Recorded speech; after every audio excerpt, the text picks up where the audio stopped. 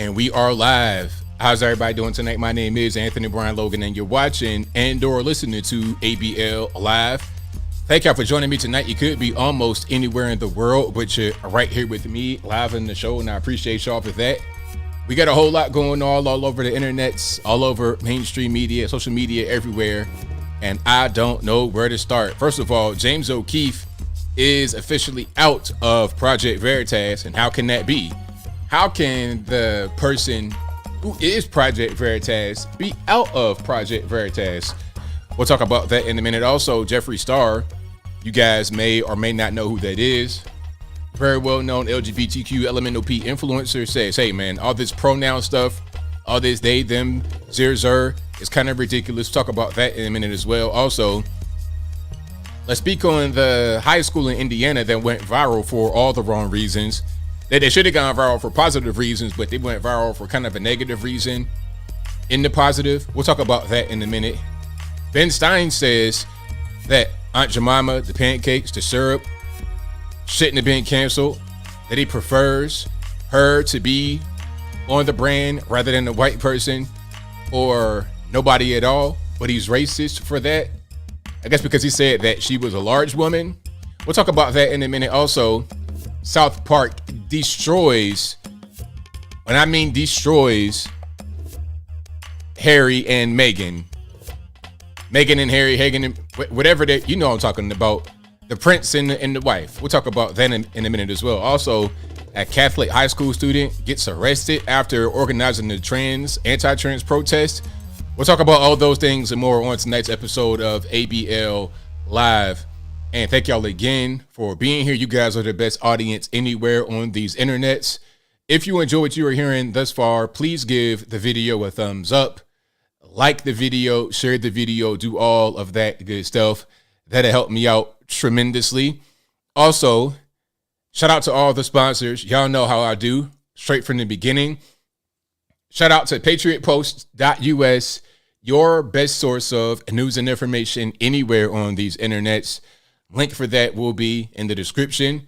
If you are listening to me through your favorite audio streaming platforms, whether they be Google Play, Spotify, Stitcher, Anchor, Apple, iTunes, etc., there should be a description section somewhere. Check out everything right in that particular section. And of course, this is a podcast you're listening to, whether you're hearing it live for the very first time, whether you're hearing a replay on YouTube, or whether you're hearing it audio only. It's just a podcast available on all the aforementioned audio only platforms. And if you're over there on the audio platform, please give me a 5-star rating or review, whatever you can. I most certainly appreciate it. Now, you also have my particular websites to go to for sponsors. Go to anthonyblogan.com. That is ANTHONY, the letter B, LOGAN.com.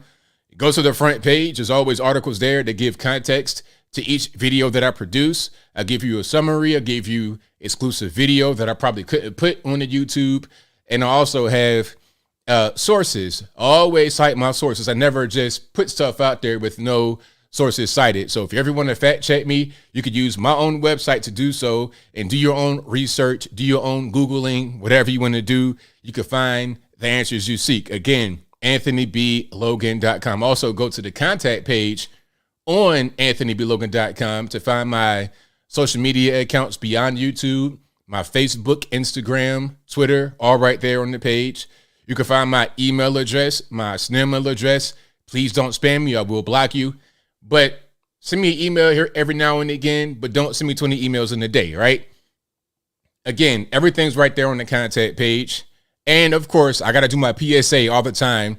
And I think I'm going to just record a short video and put it at the top of each video, like in a comment or something. I'm talking about the whole spam thing. Now, you guys know there's a bunch of spammy accounts all over the internet, not just YouTube, not just on the ABL channel, but everywhere. There's spam accounts. And typically what happens is if I put out a new video and you guys comment on it, there will be a comment to your comment. There'll be a reply to your comment. And it looks like it's me, but it's not me. They'll say things like, hey, contact me on this number. I know about fintech. I know about Bitcoin and Forex. First of all, I don't know anything about Forex. I don't know much about Bitcoin. I know what it is, but if you were to put a gun in my head and say, hey, making me some money on Bitcoin, hey man, I might be going to the upper room because I don't have any answers for you.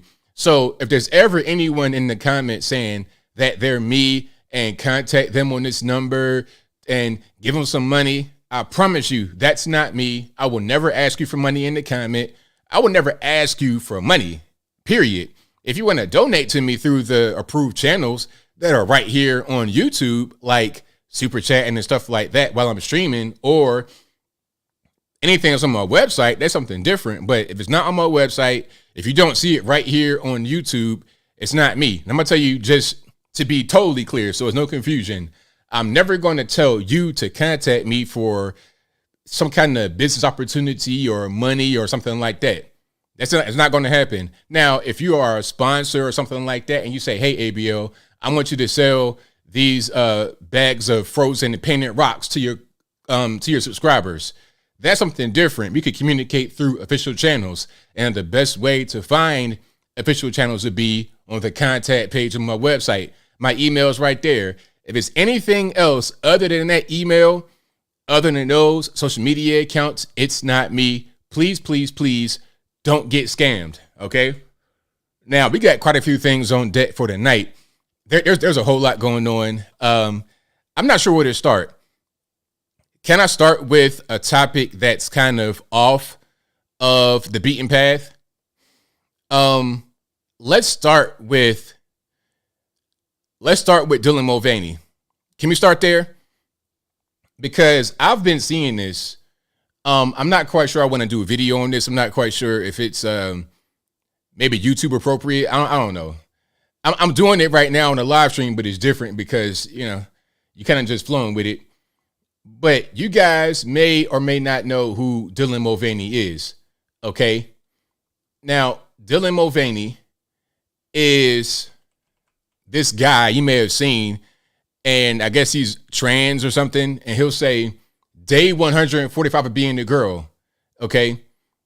I don't really want to play this guy's content, but I'll just show you who he is. It won't be anything that's not safe for work, but you just kind of understand who this guy is, just so we're on the same page.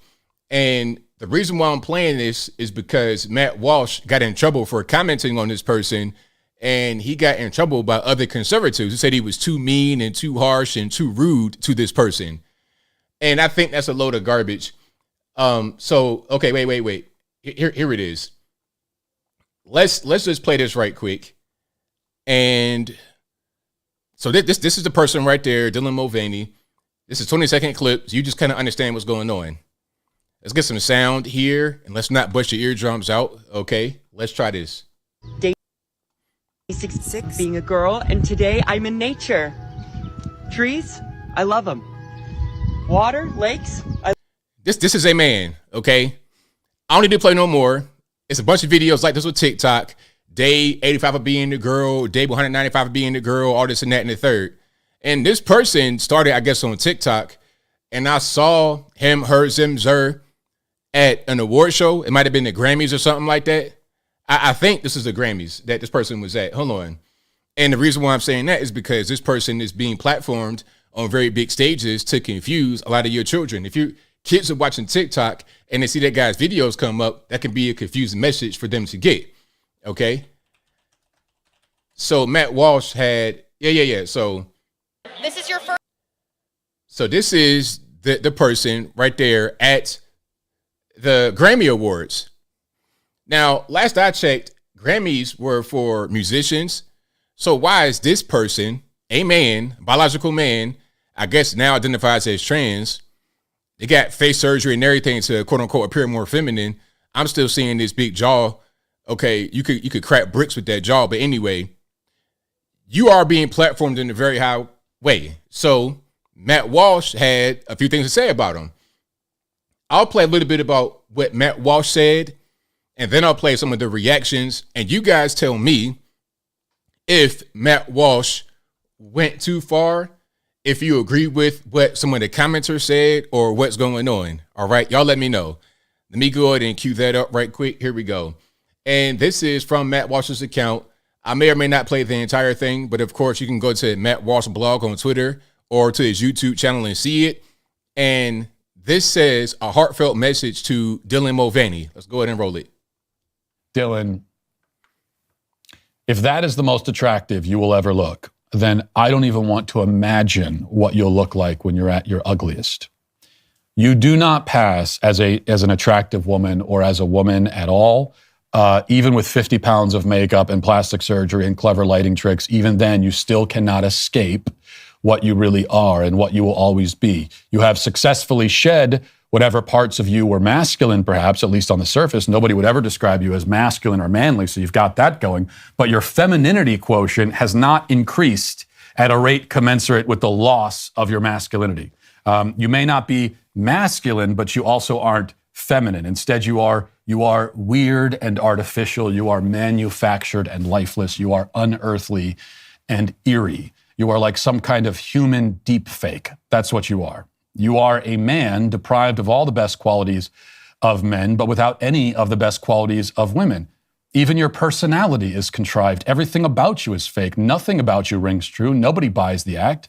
You'll never be accepted as a woman by anyone. Never by anyone. Even the people who pretend to accept you as a woman are only pretending because they're afraid of being lectured if they don't, or because they want to use you as a platform to virtue signal. But everyone who looks at you will see something pitiable and bizarre, something utterly unfeminine in every way.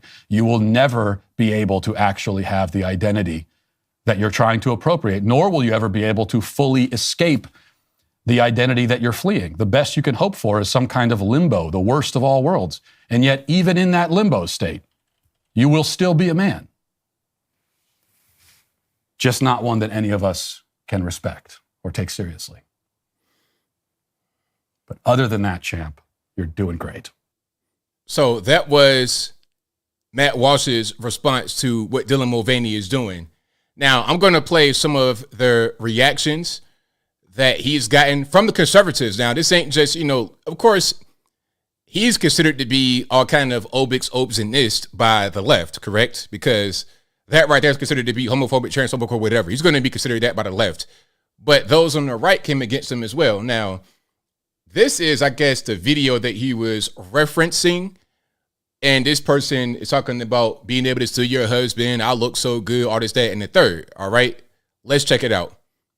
It's day 335 of being a girl, and I wanted to go on record to say that this might be the hottest I've ever looked and will ever look in my lifetime. And I'm making this video so that in thousands of years, there will be evidence. Is it the dress? Oh, whoa. It could be the dress. Is it the makeup? Or is it the hair? Because I think it's the extensions. And when I have extensions in, I don't know my name. I don't know where I live. I just know that I love these.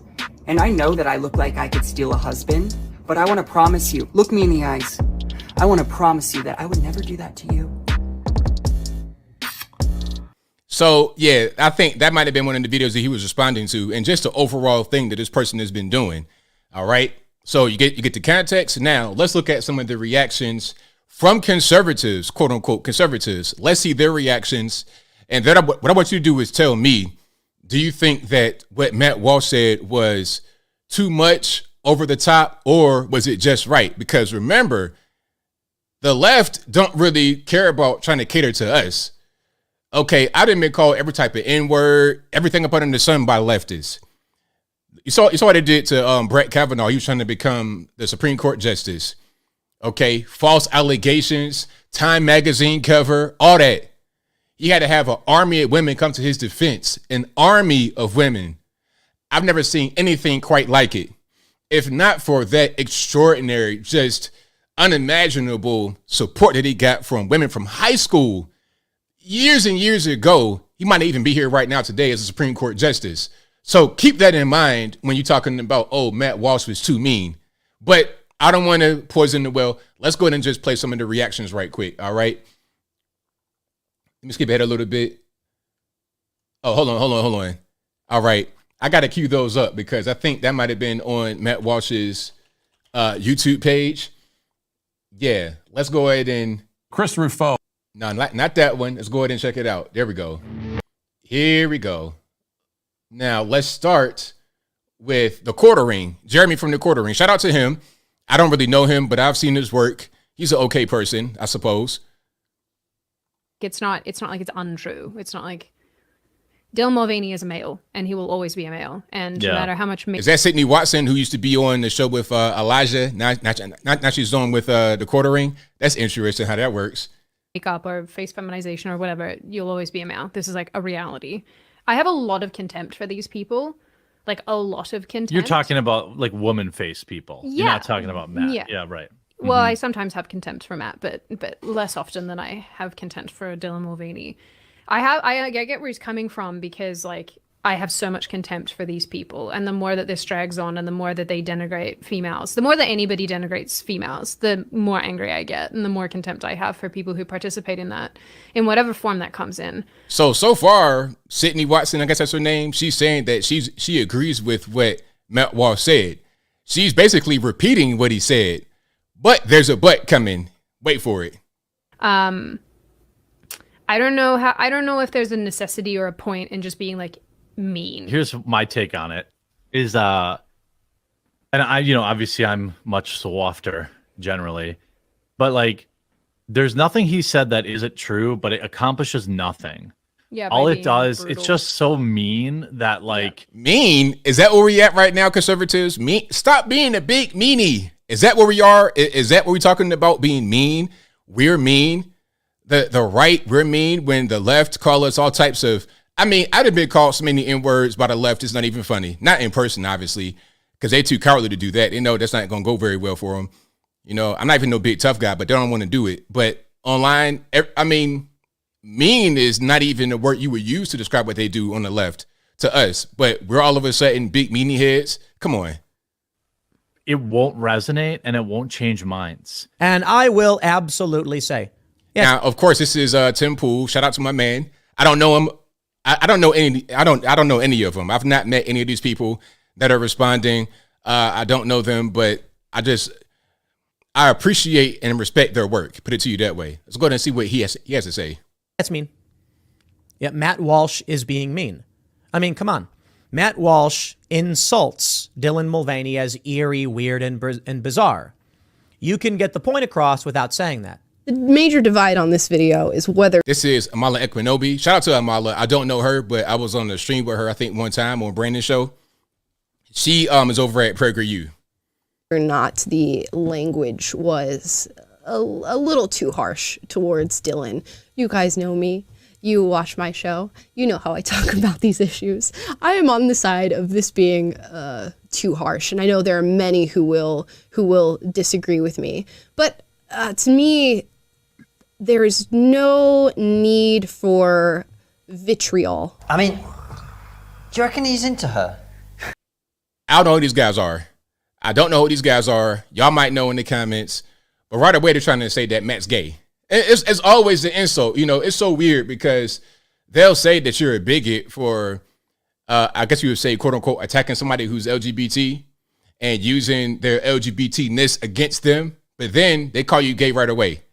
Oh, you're undercover. You like men. You're the one that admit it. Would that be a wrong thing or a bad thing if he was? You see how they do? It's so dumb. But are these guys conservative? If they are, I can't tell. They look like regular stone cold liberals to me. I feel like the idea of a conservative is kind of gone. Now, I won't say it's gone, but when you're talking about people that are on television, people that have big platforms, the idea of what a conservative is has been watered down so much that you got a bunch of liberals, random liberals, posing as conservatives or saying things that we agree with on the right to get in our good graces, but in reality, they're not us. It sort of does look like the sort of thing somebody would say that when they're slightly obsessed with somebody. Yeah, exactly. And look, factually, he's not wrong. Yeah. Is he? So everybody's saying that he's right, but it's too mean. The messaging is too mean. This is soft behavior. This is very soft, and this is dumb. I don't understand why this is a bad or a mean thing to say, especially when they all admit that he was right. If I'm right, then I'm right. Don't worry about how it gets across. No. Factually. Yeah. I don't look. If your job is to win hearts and minds, I don't think this is the best way of doing it. What if it's your job to get clicks online? Again, but do clicks lead to changing of opinion? No. I don't think he's trying to change anyone's opinion. What do you think he's trying to do then? He's trying to make people on his side feel like he's done something cool and said something that they think. Okay, so I won't play this entire thing. This was the last reaction. You pretty much get the picture, right? You get the picture. People saying that he's mean. This is like an 18-minute clip. Obviously, I won't play the whole thing here. The rest of it is Matt Walsh talking about the whole situation and explaining why you gotta be harsh, because the other side, they're harsh. The other side will say whatever they want to say about you. The other side don't care about your feelings. The other side will say Trump is a white supremacist. He hates black people. He hates Mexicans. He hates you. If you're a black person and you like Trump, you hate yourself. They don't care about being nice or anything like that. So why is it all of a sudden an imperative on our side to be nice? Furthermore, when you have people like Dylan Mulvaney and many others that advocate for child mutilation and other things with children, drag queen story time, things like that, why must you be nice with these people? Why must you try to extend an olive branch to these people? You gotta name and shame and really attack them the way they attack us. You can't, if it's a culture war, you don't win a culture war by just trying to hand out roses on the battlefield. If it's like that, and if it's not like that, then say that. And if it's not like that and we're being beaten, just surrender. At that point, just surrender, and just call it. Just say, you know what, you guys win. Whatever you say is fine. Drag queen story time, toddlers and tiaras with other stuff going on. Go ahead and do it. No problem. Just let them win if it's like that. So yeah, I agree with what Matt Walsh said. What he said was factual. And I'm gonna add this one last part here. You know, I think that people see this person, quote unquote, Dylan Mulvaney, as a woman, but Dylan Mulvaney is a man. Dylan Mulvaney is a man. Now, this person might identify as something else, but this character right here is a biological XY male, okay? Whatever this person identifies as, I don't even know. If you were to put a gun in my head and say, hey, man, do you know Dylan Mulvaney's pronouns? Again, upper room time. I don't know. You tell me. Whatever this person identifies as day to day, I don't really particularly care too much. But I do care about the harm that's being placed on the children. You know, I was watching some videos on YouTube, and I got a shout out to Charleston White yet again. He's talking about how when kids are exposed to graphic material that is of, I guess you would say, an alternative nature, and they're going through a particular point in their life, right? They're kind of exiting their small childhood and going into being young, like, you know, teenage. When they experience certain, when they see certain material, when they see certain things, it gets very confusing. They don't really understand what's going on. So then at that age, they're kind of developing who they're going to be. And you're going to end up having what you see sometimes with these people, where when they're young, they look like regular happy kids, and they get to be 20 years old and they are a complete freak show. It's because they've been influenced that way from a young age. That's why they're trying to keep TikTok and stuff like that away from young kids, because they understand that when the child's brain is developing, social media with all the stuff that's on it, everything in the world is on it, is too much for them to really process. So Matt Walsh was not right. So I'm reading some of the comments here to see, yeah, man, you at a certain point, and it's not even about trying to win people. It's not about people that say stuff like that. Oh, you're trying to appeal to your base. People that say stuff like that think that that's how this whole thing works. You think that you could just say certain things that will attract certain people and that'll build your audience. I mean, I didn't build my audience that way. I built my audience. I built myself, and I built a community with you guys by just being me, by being honest, by being truthful. Because if you could just say stuff that people agree with, then anybody could be a YouTuber. They could be a quote unquote celebrity or whatever. That's not how it works at all. Okay, that's simply not how it works. There's plenty of people that look like this cat Dylan that aren't going to the Grammy Awards. There's other things that are involved with it. That's not really how it works. You can't just say stuff to gain people. You got to be real with what you say, and you got to have an opinion that is thought provoking, something that's maybe even original. It can't just be a thing that you think sounds good on a sheet of paper or some kind of corporate statement. If that was the case, like I said, you could just have anybody, have a PR person step from behind the pen and pad, step from behind the camera, like operating the camera, and go in front of the camera and talk that way. That's not how it works at all. You got to have a certain je ne sais quoi, right? A certain something about yourself to make you be appealing to people as an influencer. And then if you say certain things that are controversial, it's going to go across well if it's true. And it's going to be also kind of, it'll also not go over well if people are offended. And it's hard to get offended at what's not true. It's easier, I'll put it to you this way. It's easier to get offended at true things. Okay? It's easier to get offended at true things. If somebody was to call me gay, I'm not offended. I know I'm not gay. Now, because I'm going to say things that are true and it's going to hit you down to your core. If I say, hey, you are 500 pounds and I'm right, like if I say you 500 pounds and you 5'2" and you're actually 5'1.5" and 525 pounds, that's going to hit down to the core. Why? Because I guessed your height and weight. I was accurate. And I said a true statement that you don't like. But you come in whatever you want. It's not going to offend me. I know it's not true. It's simple.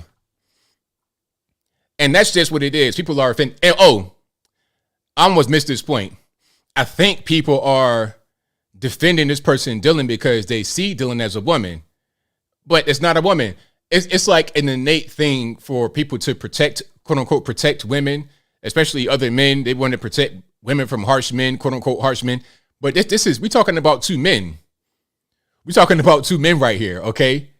Why is that? You can fight another man, like physically fist fight. I know you guys have done it in the chat, not everybody, but I know some of you guys out there have fist fought another man, whether you were 5 years old doing it or 25 years old. You didn't fist fight your male friend, and afterwards you shook hands and it was all good. So would somebody say, hey man, you punched that guy in the face, knocked his front tooth out, you were too mean, you went too far over the top? Is that what they're going to say? Whatever happened to men being men and standing on your manhood and your masculinity?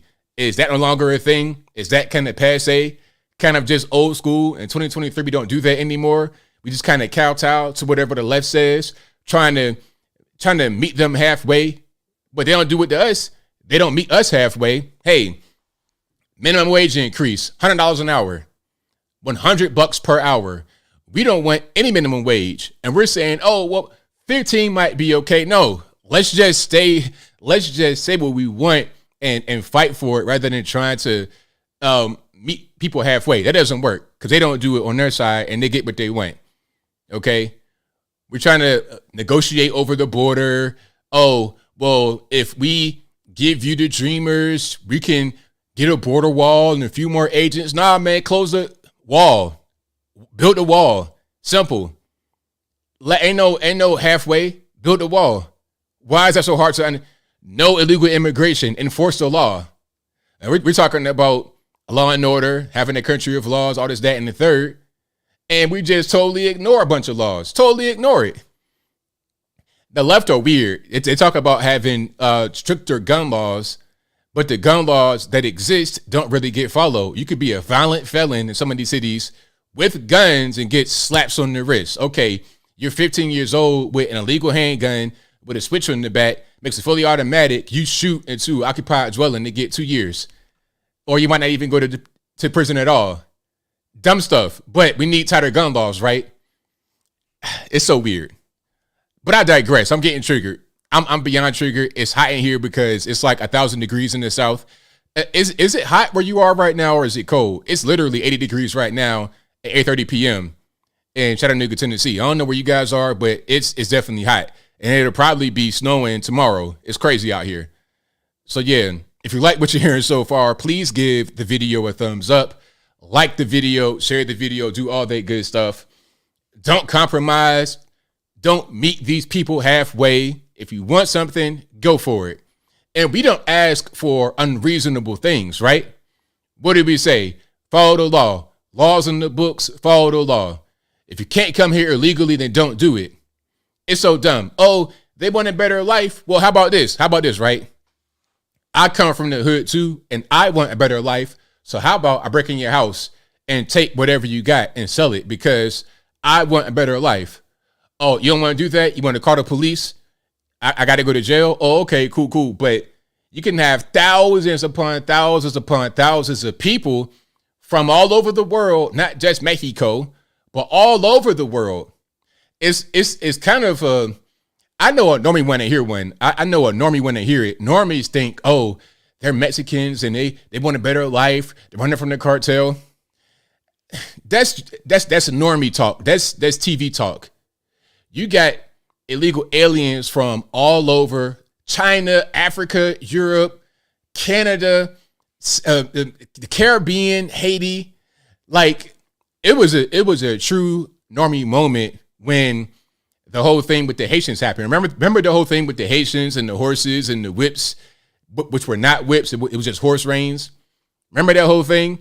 And people were asking, hey, how they get to Mexico from Haiti? What did they do? Swim? I'm like, y'all don't get it. Y'all don't understand. This is not, they're not just walking here. They're catching flights. They're flying here. They're getting on planes. They got money.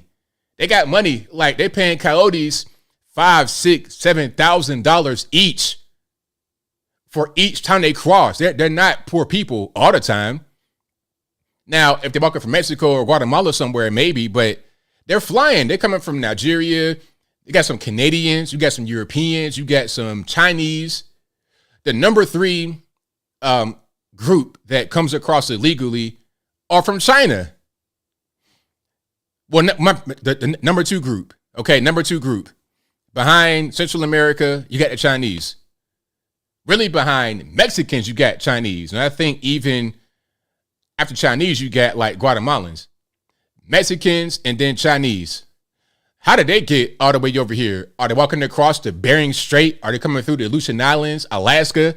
Is that what they're doing? Are they doing the old Native American pilgrimage? I think not.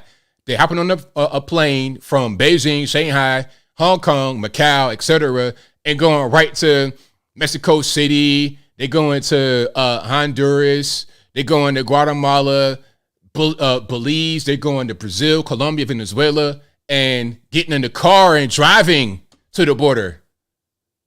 Don't y'all get it? I'm getting triggered. I'm getting so triggered.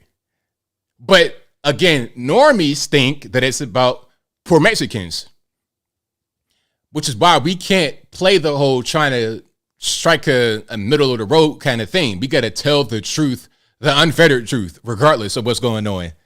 The unfettered truth. Stop playing games.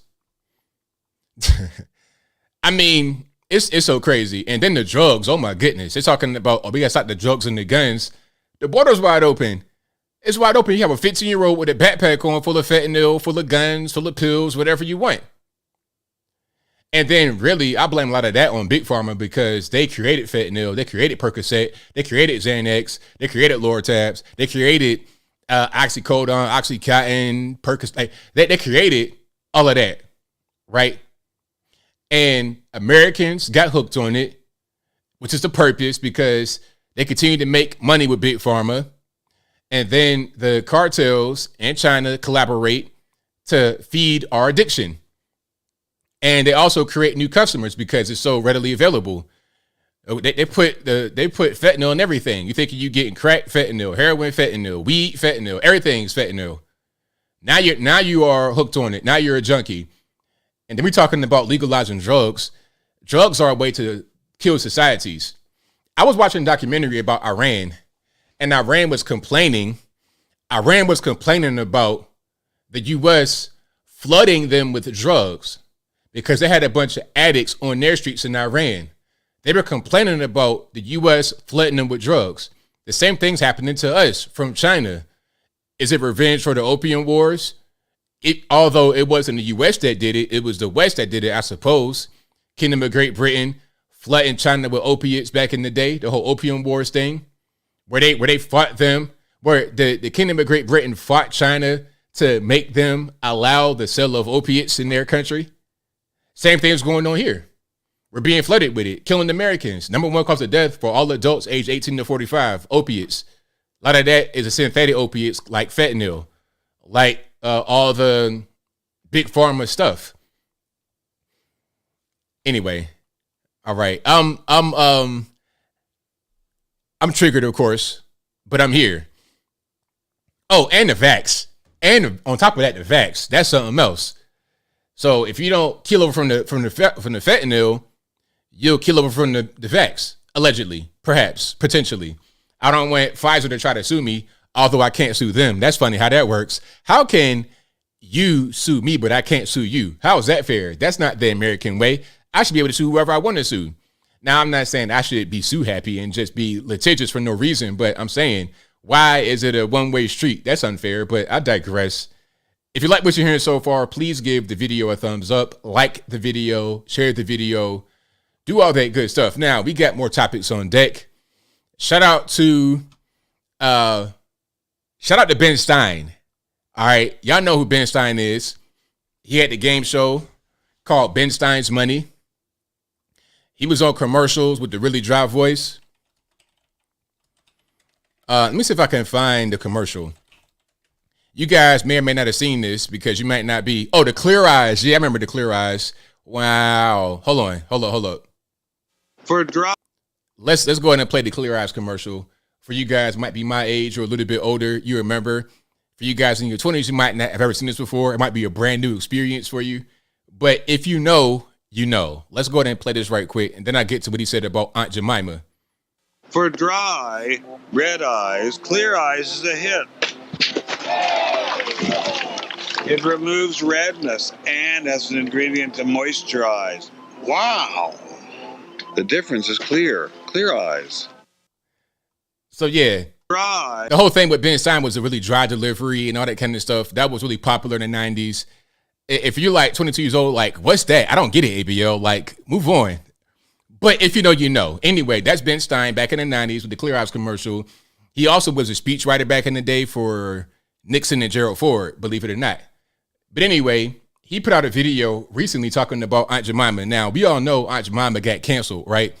Because I guess she was too offensive for people, which nobody ever thought. I mean, when I was a kid, I grew up, we had Aunt Jemima pancakes and the pancake mix and the syrup all the time. Nobody ever thought it was offensive. We had Uncle Ben's rice. We had Uncle Ben's rice because it was a black guy on the front. And now they took the black guy off because somebody's offended. Who's offended? Not us. In the community, we weren't offended by that. We got it because it was a black guy on it. Same thing with Aunt Jemima. We got it because she's black. But now they're taking it off because it's offensive to who? To some random white and black liberals who probably grew up in the environment where that was never even really a thing. It's so weird. Now, people are offended at Ben Stein for what he said about Aunt Jemima. I think the main thing because she was a large African-American woman. That's what she looked like back in the day. But he said that he would want to have her on the packaging rather than the white person or no person. But he's racist against black people for wanting that. So let's go ahead and play the clip here. If you guys haven't seen it in my video. And of course, you go to the website. I have this on one of the articles. Check it out. To do something which I sometimes do, which is to make breakfast for dinner. Aunt Jemima yummy pancake syrup. Now this used to show a large African-American woman chef, but because of the inherent racism of Americans' corporate culture, they decided to make it a white person or maybe no person at all. But I prefer it when it's a black person showing their incredible skill at making pancakes. So God bless you all and have a good evening. To do something. So that's racist. That's offensive. Hey, I prefer the black woman, the large black woman, whatever you want to call her. I prefer her. I want her back. I don't want the white guy or nobody at all. I prefer that. But that's somehow offensive. See what I'm saying? Like, it makes no sense. I want her back too. Uncle Ben's, all of that. I was triggered, Uncle Ben's, because like I said in my video, like I said in the video, and I said it before, Uncle Ben looks like me. Like, I have an uncle who looks like me in the face. Okay. Obviously, if I was to do a clean shave, I'd be Uncle Ben in 50 years. Straight up. I would look just like him. But that's somehow offensive because they said uncle, that term uncle, referred to like a house butler back in slavery. So they're trying to say that he's like a slave caricature. But I don't see anything offensive about the way he looked. I never thought anything offensive when I was a kid. Nobody in my family did. We had Uncle Ben's rice, the brown rice in the pack that you put in the pot. I had Uncle Ben's rice as recently as like in my 30s. I would go to the store and buy Uncle Ben's rice to put in the pot and make it brown rice. Yep. And Aunt Jemima, same thing. Nobody thought it was offensive. So it's so weird.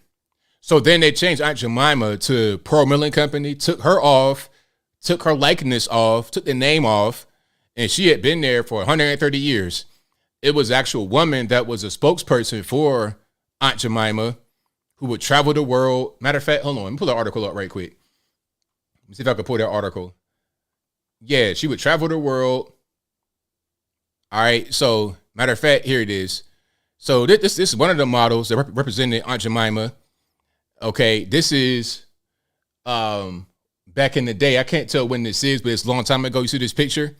So you got a white man opening the car door for her. She's getting paid to do this. Okay, this ain't no, this is a fully grown woman, adult, making money, contract. The white man's opening the door for her, but somehow this is racist. Huh? When you are a paid contract employee traveling the world to promote a brand, I don't really understand how that's racist at all. Okay. And here's another one of the original models, Nancy Green. So here's Nancy Green's story. Nancy Green became the face of the product as the company's first black corporate model in the US in 1893 at the World's Columbian Exposition in Chicago. Green was born a slave in Kentucky, according to the African American Registry. She was a storyteller, cook, and missionary. So imagine being born as a slave and then becoming a very major corporate company's first black corporate model, a paid person. You're not a slave anymore. You've risen away from that. Like that's a crazy come up story, to be born in bondage. You can't legally leave the plantation, and now you're traveling the world as a paid spokesperson. Your name's on food packages all over the world. People are buying it. Who's buying it? Black folks, white folks, everybody. But that's racist. That's offensive. So we're going to erase her history, take her off the package because we're woke. We're inclusive. It's so dumb. It is so dumb. Yep. Boomhauer says, look up Blue Bonnet. White girl still on the box. And so is a Quaker Oats white man. You tell me exactly. Matter of fact, yeah. So Land O'Lakes had an Indian woman on there. They took her off. They kept the land, removed the Indian. Sounds familiar, but I digress. Aunt Jemima took her name totally off, called it Pearl Milling Company, took her image off. Uncle Ben's rice took his image off and called it Ben's Original. Okay, but Quaker Oats, check it out. Quaker Oats still got the same white man from the beginning. He's still there. He's not been removed, right? That's totally fine. All right, check it out. So still got the Quaker Oats, man. Now, of course, the Quakers were good people, but they're going to find something offensive about this guy because of the way he looks. Established 1877, so 649, whatever many years. Over 140 years ago, still there, still the same image, and no problem. Totally fine. Yeah. That's fine. All right. And then what was the other one? Let me go back. Oh, Blue Bonnet. So Blue Bonnet. Hold on. Oh yeah. That was a good one. That was a good one, Boomhauer. Hold on. Blue Bonnet. There she is right there. Everything's better with Blue Bonnet on it. You see her right there? That's somehow offensive. You know, people are going to be offended by everything, I suppose, but she's still there. And these bonnets, I see people like wearing those in public. Not the hair bonnets. I'm talking about like this kind of outfit. I see people dressing like that still. You know, what are like the Amish and Mennonites? I still see them out in public occasionally when I'm on the road somewhere or even just out here, just at the 7-Eleven, that's 7-Eleven, but little corner stores, they be in there like that. But yeah, that's totally fine. Leave them right there. It's all good. Yeah. But all the ethnic people, nah, we can't have that. That's offensive. We're offended. That's just what it is. Chef Boyardee. Yep, Chef Boyardee. Yep. Oh, that's an offensive Italian. Oh, and the Notre Dame Fighting Irish, all of that. Okay, hold on. Yep, Chef Boyardee, he's still there. He's still doing it. Hold on. Let's look at Chef Boyardee. Can I get a bigger picture or not? Let's try that one more time. There we go. So yeah, he's still there. He's still kicking. No problem. Can we get some equality for real? Some real equality? I mean, how about that? Because all I see is the people of color, quote unquote, being removed from their food packaging, but the white man still stays.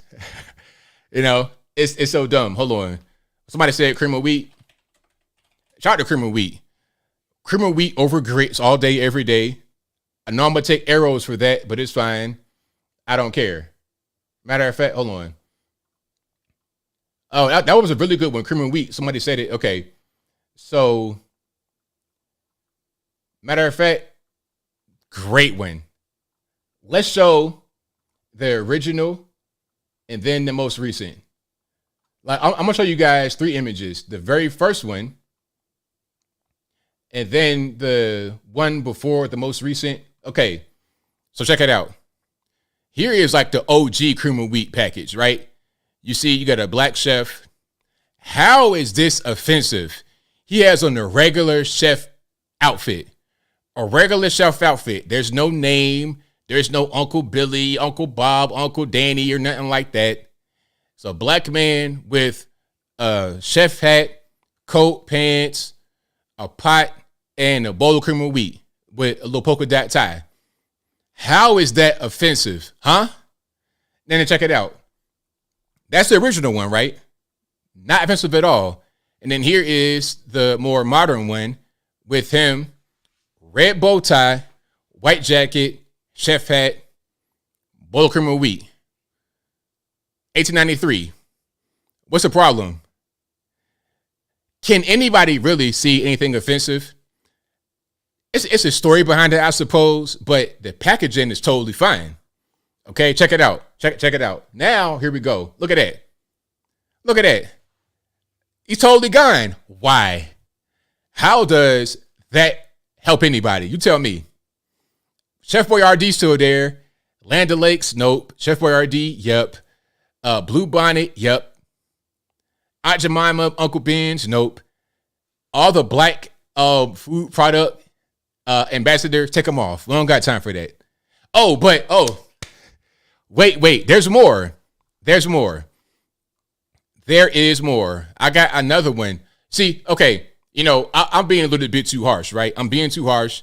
I'm saying that all the black people have been removed from packaging and they don't have anybody black anymore because it's too offensive and everything like that. You know what? I got to apologize right now because that's not right.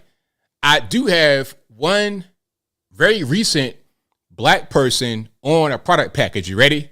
You ready for it? All right, check it out. Now, there we go. Yeah, that's better, huh? That's better. This is RuPaul. Now, if you're young, you don't know who that is. RuPaul is a man.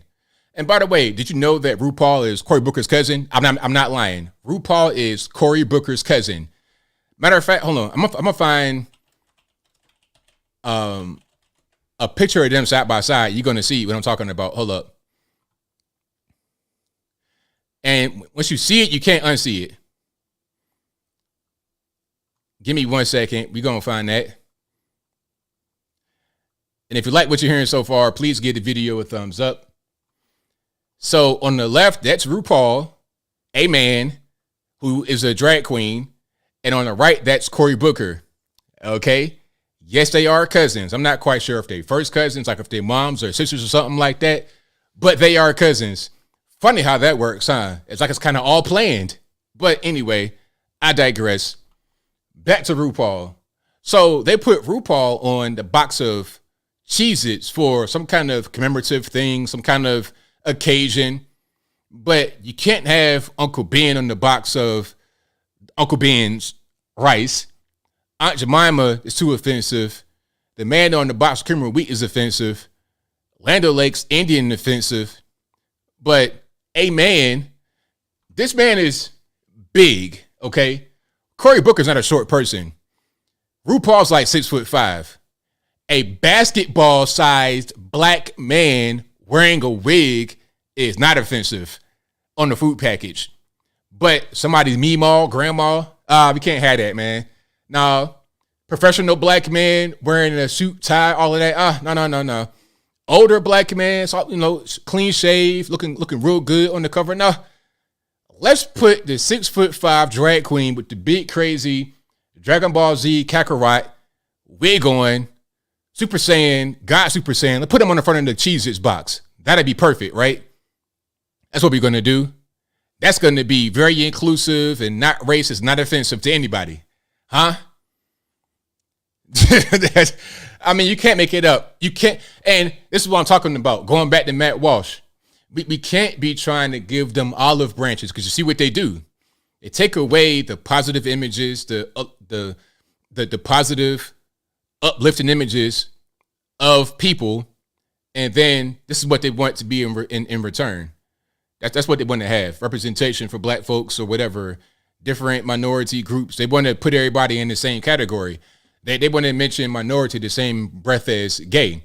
But last I checked, gay wasn't a race. Black, white, Puerto Rican candy stripe. Gay was just gay, and that's it. If you gay, I don't care. That's your business. What's it got to do with race, though? Why they got to link it together? You see what I'm saying? I'm super triggered. Y'all know how I operate. Yeah. That's exactly what's going on. This show got 12 Emmy Awards, Hakeem. That's crazy. The RuPaul Drag Race. And if you guys don't know, the Drag Race is not about cars. They ain't got no Mustangs or Challengers or none of that good stuff. You don't got no Joe Biden cars on the RuPaul Drag Race. They're talking about men dressed as women competing against each other to become, I guess, the best drag queen. Okay.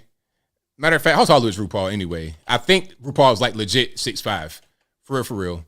6'4". Okay. 6'4" drag queen with heels on. This dude looking like Michael Jordan out there. We want to have that person on the front cover of a Cheez-It box. Okay, okie dokie. That's what's going on. Aunt Jemima was a great cook. Uncle Ben, great cook. The cream of wheat man, great cook. RuPaul, what does RuPaul cook? Hot dogs. Okay, I'm tripping. I'll retract that statement. I'll apologize to YouTube for that one. But if you like what you're hearing so far, please give the video a thumbs up. Like the video, share the video, do all that good stuff. Now, do we have more? Yes, we do have more. Okie dokie. So, South Park. Have you guys seen the new South Park episode or the clip where they were lampooning Meghan Markle and her husband? What's his name? Prince Harry? That situation is crazy. I think Prince Harry wanted out of the royal family and used her as vessel to do it. He wanted to go be a podcaster in the U.S. rather than trying to be up under his brother's shadow. That's what happened, in my opinion. That's what happened, and now they're just weird. It's a whole big mess. All right. But let's go ahead and play some of this clip. You guys know how TV is. They might try to give me a copyright claim or something like that, but I'm a thug it a little bit. So they did a parody of them on South Park, and there was all kind of allegations talking about, they're going to sue South Park. That may or may not be true, but they probably were upset. They probably were offended, but this is right on it. This is 100% right, because they keep talking about, we want privacy, leave us alone, but you want that and then move right to LA. You got Harry talking to Bob Iger, talking about, hey, my wife is interested in doing some work. You got some work for her?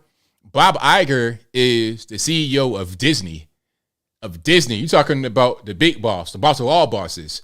Disney is the parent company of what? I think Pixar, like Star Wars, if I'm not mistaken. ABC, ESPN. This is the big company, the big boss, the boss of all bosses. He's at a party. You got Jay-Z, Beyonce, Bob Iger. He goes to Bob Iger and asks him for work for his wife. I mean, a complete nut. But anyway, they want to have privacy. They don't want to be bothered, but yet they're out there in public, going to events, doing all this stuff. Now, this episode of South Park was perfect in the way that they really parodied them. Let's go ahead and play it if you haven't seen it so far. And I'm going to just come back like this occasionally because I don't want to get acclaimed. Toronto, I'm sorry for the loud noise. Let's RP headphone users. Let's try that one more time. Toronto, it's good morning, Canada. It has been several months now since our beloved Queen has died. All Canadians are finding it hard to go on. All Canadians, that is, except for our first guest, the Prince and his wife. We want privacy! We want privacy! That's hilarious. You coming out with signs saying we want privacy on television. You got cameras, a whole audience, and everything else. It's like, man, come on. That's like when they did Oprah. That was the biggest mess. Them doing Oprah was I couldn't even really believe it. But then again, I don't get surprised at much anymore. Aaron, thanks for having us on the show. It's so awesome to be here. It's great. So let me start with you, sir. You've lived a life with the royal family. You've had everything handed to you, but you say your life has been hard, and now you've written all about it in your new book, Win. That was hilarious. Shout out to them. And the fire truck red hair, brilliant. These guys, 25-something years later, still got it. They still got it for sure. Shout out to the writers and everybody making this whole show happen. Yes, that's right, friend. You see, my wife and I are totally like, you should write a book because your family like stupid and then so are like journalists. So you hate journalists. That's right. And now you wrote a book that reports on the lives of the royal family. Right. So you're a journalist. There you go. Perfect. 100% correct. Now, who is this guy? Is that Geraldo Rivera? This little triangle style mustache is giving me Geraldo vibes. Maybe I'm wrong about that. Let me know. We just want to be normal people. All this attention is so hard. Isn't it true, sir, that your questionable wife has her own TV show and hangs out with celebrities and does fashion magazines? What are you suggesting? Well, I just think some people might say that your Instagram-loving bitch actually doesn't want her privacy. How dare you, sir? My Instagram-loving bitch has always wanted her privacy. And you know what else? To hell with Canada. We are leaving. We'll go find some quiet place where we can be normal people. Come on, wife. We want privacy. We want privacy. So yeah, shout out to South Park for that one. That was good. I really enjoyed that. Comedy is now all the way dead. You know, they're trying to kill comedy. And I said it in my video about this particular thing here. They're trying to kill comedy because comedy is a place where you can tell the truth without being censored. Now, if I get on TV and I say something about the vax, right? I say the vax causes this, that, and the third. You're going to have heart problems, all this and that. If I say that, they're saying, hey, misinformation, let's censor you, get you out the way, you know. But if I kind of give it to you in the comedy fashion, then, oh, no, I'm just joking. I'm just playing. It's just comedy. But they want to attack comedy now because they understand that a lot of truth gets out in comedy. That's what's going on with a lot of these podcasts, Joe Rogan, etc. They want to get at him for that because he's able to get the truth out there in a funny way. That right there, know with the truth. Shout out to them. Shout out to South Park for doing that. We need more of that kind of stuff to just see how ridiculous society is at times. All right. Yeah, we need that comedy for sure. Stephen Ray said South Park, Family Guy, Rick and Morty are still good. Did they still make Rick and Morty and Family Guy new episodes? I had no idea. I'm kind of out of the loop sometimes with certain stuff. I didn't really know about South Park like that until I just saw that clip. Yeah. But yeah, shout out to all those shows and everybody that's still they're still champions for comedy and for what it truly represents. You know, you could say truthful things in a funny way. People might get offended, but oh well. If you're not offending anybody with your comedy, then is it even funny? Somebody might be, like I said earlier, if I make a joke about somebody being 5,000 pounds and they are literally 4,988 pounds, if they're right at the 5,000 pound mark, they're going to get offended because they weigh that much for real. And it's true. And they don't want to weigh that much. But it's funny because to get out of their house, they got to get a cherry picker or a bulldozer or a wrecking ball like Miley Cyrus coming through and get you out the crib. I could joke about that, but if that's you, you're going to be offended.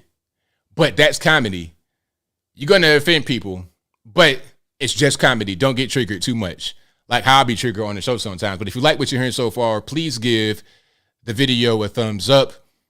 Like the video, share the video, do all of that good stuff. Now we have more. Let's talk about James O'Keefe. Let's get a little bit serious. So James O'Keefe is now out of Project Veritas. Now, I reported that he had resigned.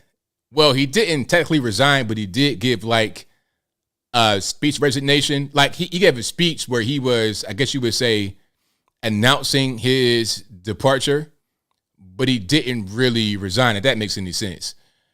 Like he was forced out, but I thought was the case from the beginning that he'd be forced out. Yeah, so let's go ahead and go to let me see if I can find James O'Keefe. And you guys let me know, is Project Veritas done now? Is it a wrap? Will he be able to continue? Will Project Veritas continue after this? And will James O'Keefe continue after this? Y'all let me know in the comments while I find the video.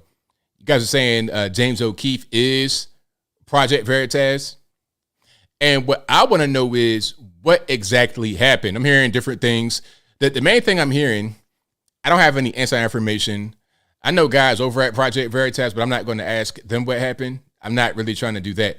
But all that I have just read, like you guys can read, is that there was a conflict between James O'Keefe and the board because Project Veritas is publicly traded. So it's not just, it doesn't just belong to, it doesn't just belong to James O'Keefe. There's a board of directors, and they thought that James was not managing the company properly. So they decided to get him out. First, what happened was they put him on leave. And I think the writing was on the wall at that moment.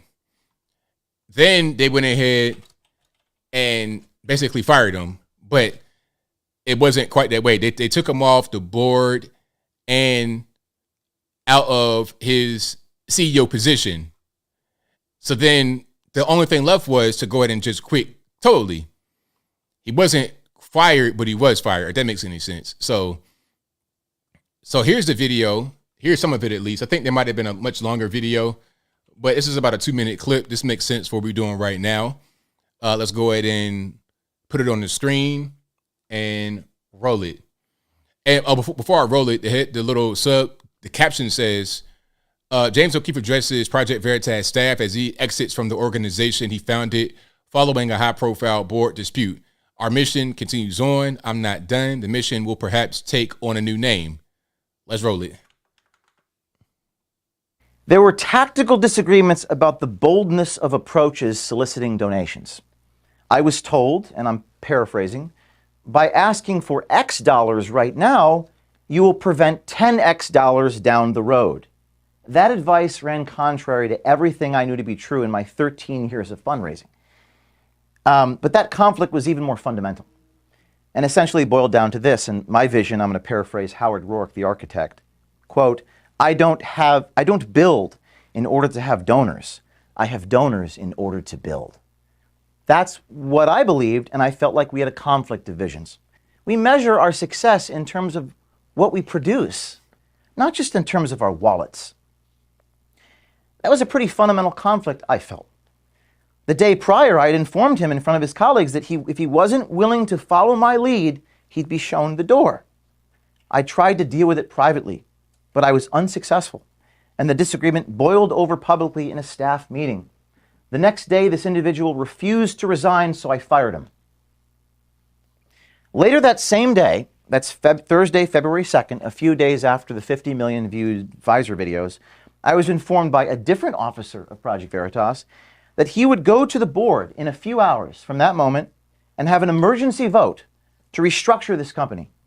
Receiving an agenda in my email while I was sitting on an airplane tarmac with the doors closing, the meeting was scheduled for the moment that my plane landed in Nashville. It became clear to me in that moment I would be removed from my position at Project Veritas by the time I landed at my destination. So, our mission continues on. I'm not done. The mission will perhaps take on a new name, and it may be no longer called Veritas, Project Veritas. I'll need a bunch of people around me, and I'll make sure you know how to find me. So with that, I'm going to collect my things. I'm going to load them into my car. And I hope to see some of you soon. So that's that. That is that. Now, conflict. Is that a green screen right there? I'm not sure. That might not be. I don't think it's a green screen. See, there's somebody right there in the corner that has their face covered. I think he's actually in front of Project Veritas, and there's people that he's talking to right now. And this is being recorded, and then he uploaded it to his channel, if I'm not mistaken. Again, this is a clip of a much longer video. The one I saw was like 40-something minutes. I might have been wrong, but it was longer than the 2 minutes you just saw. So yeah, he was speaking to people here, and this conversation was known about, and then the news broke that he had resigned. Then the video came out to give further context as to what he was saying. So, what do you guys think happened? Some say that Project Veritas may have been infiltrated. I think the main thing was that it was publicly traded. Means you could buy stock in Project Veritas. So you have a board of directors and they can make decisions about the company. And even if you're the founder, you can be removed from your position. You can be removed as CEO, removed from the board, or whatever the case may be. Now, as far as ownership, like as far as your stock in it, I'm not sure how that works. But ultimately, he's not with Project Veritas anymore, and I think he'll start a new venture. So, I think he was reading from a sheet of paper that he had. So sometimes when you want to talk to people and give an important statement, you want to write it out or have it written for you so you'll be able to get your point across a little bit better. So I wouldn't say scripted, but more just like prepared. It was a prepared statement that he probably wrote or had somebody write for him in collaboration to get the point across. So that's that. Gut says it's a 44-minute long speech. It's a very short. It's a clip of the speech. So the whole thing was like 44 minutes long. That'll be probably on the Project Veritas YouTube page, if I'm not mistaken. I'm not sure if he still has that. Let me see if that's on the Project Veritas, because again, he's not there anymore. So, is it going to be on James O'Keefe's page, or what's going on? So yeah, it's not on the Project Veritas page at all. Let's see if he has his own page. Yeah, it's not on the Project Veritas. It's probably somewhere else. All right. So what's going on? TH says, hopefully he'll start another business and make sure he won't be removed from the next business he starts. Well, I mean, it says nonprofit. Okay. So we'll see how that works. He had printouts of text messages. Hit team up with louder. He said, somebody said they team up with louder, Crowder, and get louder. Hilarious. That is hilarious. Now, what do you think is the straw on the camel's back, so to speak? Was it the whole Pfizer thing? Because reports say, and again, I don't have inside information. I know guys over there, but I don't have inside information. I'm just talking about what I've seen reported in the media, and that's it. But they were talking about it could have been the Pfizer situation that was the final straw. Because maybe there's some connection with Pfizer, some of the money, some of the donors. I don't know if that's true or not. I think there was a deeper issue that had been going on for a long time. Because I was reading more about this, and it didn't make any sense. They were talking about there were some incidents that happened that led up to this. Talking about James O'Keefe called somebody the P word. It start with a P and end with a Y, and it's like a derogatory term. If you're soft, like a soft male, you get called this word. But I'm like, really? Is that enough to cause basically a coup, an internal thing to remove somebody as a CEO? Is that enough? And then it was a dispute between him and somebody. just like minor little stuff that shouldn't really be a problem at all. And I feel like any business or any people that know each other may have disputes like this, and it doesn't end up with the whole thing falling down. And I think that's probably not how that works. I'm sure there are a lot of heated arguments on Capitol Hill in DC, but it's not enough to go to the press and start talking and get somebody removed. That's not really how that works. Y'all know exactly what I'm talking about. Don't try to, you guys saying everything else but it. Somebody said pudgy hilarious. Not pudgy. I know what I'm talking about. It's a curse word. Pudgy is not a curse word, but I would not say this word right here on the YouTubes. So y'all could just put 2 and 2 together and get 4. Somebody said pretty hilarious. But yeah, we're going to see where he lands. But I think there's a lot more here that's going to come out later. The excuses that were given didn't make any sense. Talking about, oh, he called me a name, I got offended. I think there's a lot more to it, for sure. Gordon says, view Robert Barnes to find out what's up with Veritas. But that's a good point right there. Lethy, I know I'm tearing your name up, and I'm sorry. Says, well, look at how soft everyone is now. Soft, sensitive, and subservient. Facepalm. I agree. I agree. People are very soft, so you get called any kind of little name. All of a sudden, now you want to go to HR. You want to get somebody fired. You want to sue. You want to get some money. All kind of stuff. Dumb stuff. All right. And speaking about, somebody said it right there. Biden pulled up the Air Force One stairs again, leaving Poland. Speaking about that, why is your man Joe Biden in Poland? I almost forgot about that. Why is he in Poland? What good will that do? And you know where you should be right now, Joe Biden, is in East Palestine, Ohio. That's where you should be, where they had where they had the train derailment and the toxic spill. That's where you should be. But rather than that, you wouldn't be over in East Palestine. You wouldn't be in Poland talking to them and then falling upstairs. And let me see if I can find that clip right quick. I know I have it of Biden falling. And if you like what you hear so far, please give the video a thumbs up. Now he fell up, like he fell forward. Let me see if I can find it. But if you like what you're hearing so far, please give the video a thumbs up, like the video, share the video, do all that good stuff. That'll help me out tremendously. All right. Let me find it. And of course, Trump was there in East Palestine. How does the former president make it to East Palestine before the sitting president does? It's completely a mess. Can I find the Biden clip or no? I'm gonna find it right now. Y'all give me a second. Here we go. All right. So here we are with the Biden clip. And let's put it on the screen right quick. The caption, this is a real person.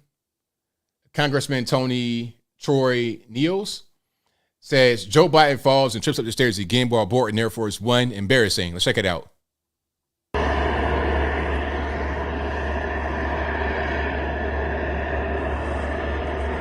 So that wasn't as bad, but he's always doing that. He's always tripping. It's like, and it just shows how this guy shouldn't really be there. You know, I understand you got stairs and sometimes you could trip, but it's like all the time. First it was the whole thing with the bike, fell off the bike. Then it was stairs that he tripped over. Now it's always something.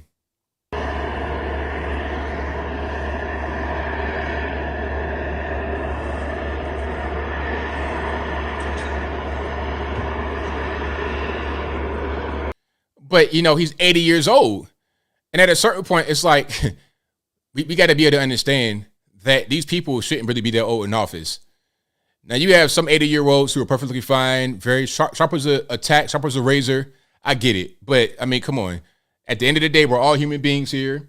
We can't live forever. We're not going to be as spry and athletic as we were in our youth. And he is a prime example of that. I see him all the time. And every time he gets on the plane or off a plane, I expect a stumble, a fall, or something. Now, what I don't want to happen is for him just to have a fall and be on some falling that can't get up type stuff, breaking the hip or something like that. Let's not have that happen.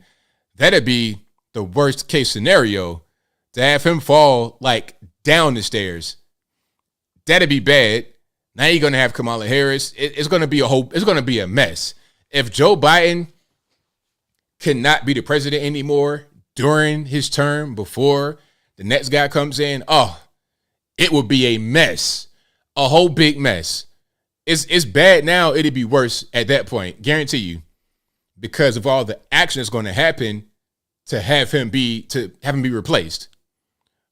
All right. So now, speaking of presidents and all that good stuff, Trump went to Ohio, and let's see if I can just play that for you guys right quick. All right, hold on. I think I got a few clips from Trump. People are going to say this, it's PR and whatnot. Maybe so, but at the end of the day, he's there. They're going to send Buttigieg out to East Palestine, but it's like, man, that ain't going to get it. You need to have the guy. You need to have the guy out there. Okay. Because if you don't have the guy, it's like, what's the purpose? And maybe he's not necessarily wanted out there, but maybe he is. All right, hold on. So let me go ahead and put this on the screen. I got pictures, I got videos, I got all that good stuff of Trump out there in East Palestine. So he's handing out hats to people, MAGA hats, Trump 45, and they're loving it, right? At the McDonald's, doing his thing. And then here's another video of the McDonald's. Let's go ahead and put that up. And here's some sound. You know what we'll do? Here, this is for you. I like that one, but this one's even nicer. They're more expensive, I can tell you. This is triple the price of that one, right? Here you go. Good old Trump. Come here, Bob. You know what that is? That's the best. That's the best. Oh, look at those boxes.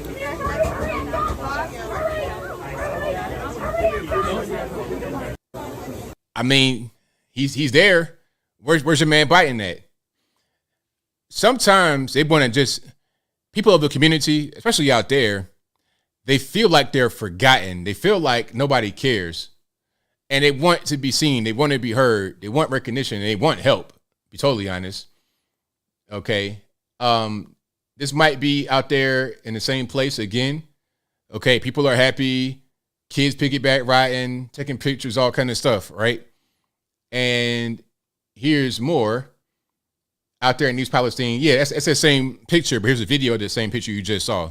Thank you, sir. Honor to meet you, sir. Mr. Trump, what do you make it about Biden not showing up? You showing up before he did. Thank you so much for coming. Get him out of here. Thank you so much. Hey, Trump, take a picture of my phone. Picture? There he is. Here's Trump. The real president. Yeah, Trump. Thank you, sir. Man, the eyes on my man right here, Secret Service agent, he's not playing any kind of games. Look at this right here. He done seen some things and some stuff before, so don't try it. It'd be your last time trying something if you try something. But out here in this community, it's going to be all love for Trump, for sure. And Ohio, that's Trump territory. Thank you, So that's one video there. And then, do we have more? Oh, now, now somebody going to say he's just out there for a photo op, ABL. Okay, what is he really doing? Well, here's a video from Benny. Tens of thousands of pounds of food of goods, food, water being delivered to the people of East Palestine, Ohio, right now before Trump's visit. Trump paid for all of it. Number of goods delivered from the Biden administration, 0. FEMA won't go out there and help. When this story first broke, they were talking about how churches in East Palestine were calling local businesses to have food given to them, like through donations, to get donations for food. Okay. But yet, hold up. Here's a picture. I gotta show you guys this picture right quick to show the contrast, right? Give me 1 second. I'm gonna put this picture on the screen. This is gonna kind of irritate you, but you gotta see it. Okie dokie. So hold up. Now, this is what your man Biden's doing. And you see who that is, right? You see your man Zelensky. Caption that photo. You got Zelensky and his sweatpant, fatigue, sweatshirt, little size 4 children's boots, looking at Joe Biden signing a document. What is he signing? Is that a check for more cocaine and sweatpants and baby shoes? Huh? Like, what are we doing? Like, what are we really doing? That's what Joe Biden's doing. He has no issue giving that man billions of dollars. Billions would it be? Billions would it be to fight a proxy war against Russia? He has no problem going to Poland and stoking the proxy war against Russia. Okay? He has no problem with that. Talking about, oh yeah, we're going to protect you guys because if Putin takes Ukraine, he wants to take y'all. He don't want to take no Poland. He does not want, this is not Adolf Hitler. Okay, but I'm getting triggered. So anyway, he's over here doing that while Trump is out here paying for a lot of goods to go to the people of East Palestine, Ohio. Let's check out the video. Okay, look at all that right there. Look at all that. It's undeniable. It's undeniable. $500 million more dollars. Is that what it was? Okay, so Biden was right there signing a check for $500 million more dollars. We've given what, over $100 billion? I know it's been billions. I think over 100 billion been given so far. And we got to give $500 million more dollars.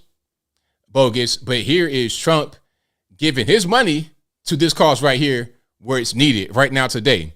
They're talking about, oh, you can't drink anymore, the tap water, drink bottled water only. Ain't nobody saying how you're going to be able to afford it. Here comes Trump coming through. Yeah, shout out to the volunteers. Shout out to Trump for paying for it. Shout out to the community for just holding strong and being resilient. Look at all that. I'm seeing canned foods. I'm seeing water. All of that. It's undeniable. I mean, what are we doing? So F Ranger Xbox says $117 billion so far. $117 billion with a B. $billion so far that we've given to Ukraine. But East Palestine is begging for FEMA to come out there, and they're not even doing it. We got to get regular normies to come on and volunteer their time to help them. So you see where their priorities lie in the administration. This is ridiculous. Totally ridiculous. Okay, for real, I don't care about Ukraine at all. If they fall or stand, I don't really particularly care. I couldn't care less, actually, as a matter of fact. Now, I'm not trying to say I want people to fall. Don't get that misconstrued. I'm just saying that's not my responsibility. If somebody was to ask me, hey, what is your concern? What are you concerned about more? The people of East Palestine, Ohio, or the people of Ukraine? I'm going to say people East Palestine, Ohio. Anywhere in America, I'm going to be concerned with more than a foreign country, period. They got a conflict, so what? It's Europe. They've been fighting for a long time. Okay, World War I, World War II, World War III now. This conflict, that conflict, this religious groups and that religious groups. Now you got a Slavic civil war. Okay, that's their business. Let them handle it. Meanwhile, over here, we got people that are really suffering, that are really struggling with what is natural disaster. Didn't they say that Camp Lejeune had vinyl chloride in the water, and that's why now they're talking about people had cancer and stuff like that later? I'm gonna fact check myself on that just so I know that I'm telling the truth.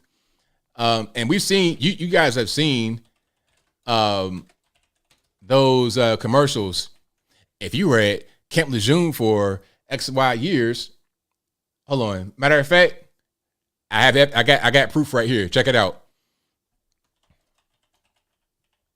Okay. Now, this is from a government website. I'll read this right quick. Okay, you guys are saying, yeah, I'm right about that. So, what chemicals were found at the Tara terrorist treatment plant? I'm going to just get down to the nitty gritty. Over time, PCE degrades in groundwater to TCE, trans 1,2-DCE, and vinyl chloride. And these chemicals in the drinking water, it was high, and that's what the problem was. So if you drink that water, these chemicals in it, then now they're talking about, oh, you might have been exposed. There's a high cancer risk. You may have gotten cancer, all this and that and the third. And then they're saying, yo, call me X, Y, and Z person to be part of a class action lawsuit, and you're able to get paid. It reminds me of what they did with asbestos too. People working at the shipyard, or if you were in the military back in the day, or if you were a construction worker, wherever it was, especially in the military, you could put in to get compensated from the asbestos exposure. Same thing going on with the vinyl chloride, but somehow it's not really a problem. Talking about some, oh, you can drink the water, really? You can drink the water over a long period of time and it's not really a problem. There's no reason to actually deal with that issue. It's crazy. So yeah, Camp Lejeune and East Palestine got the same problem, vinyl chloride. And other chemicals, not just vinyl chloride, but other chemicals that they conveniently forgot to mention the first time.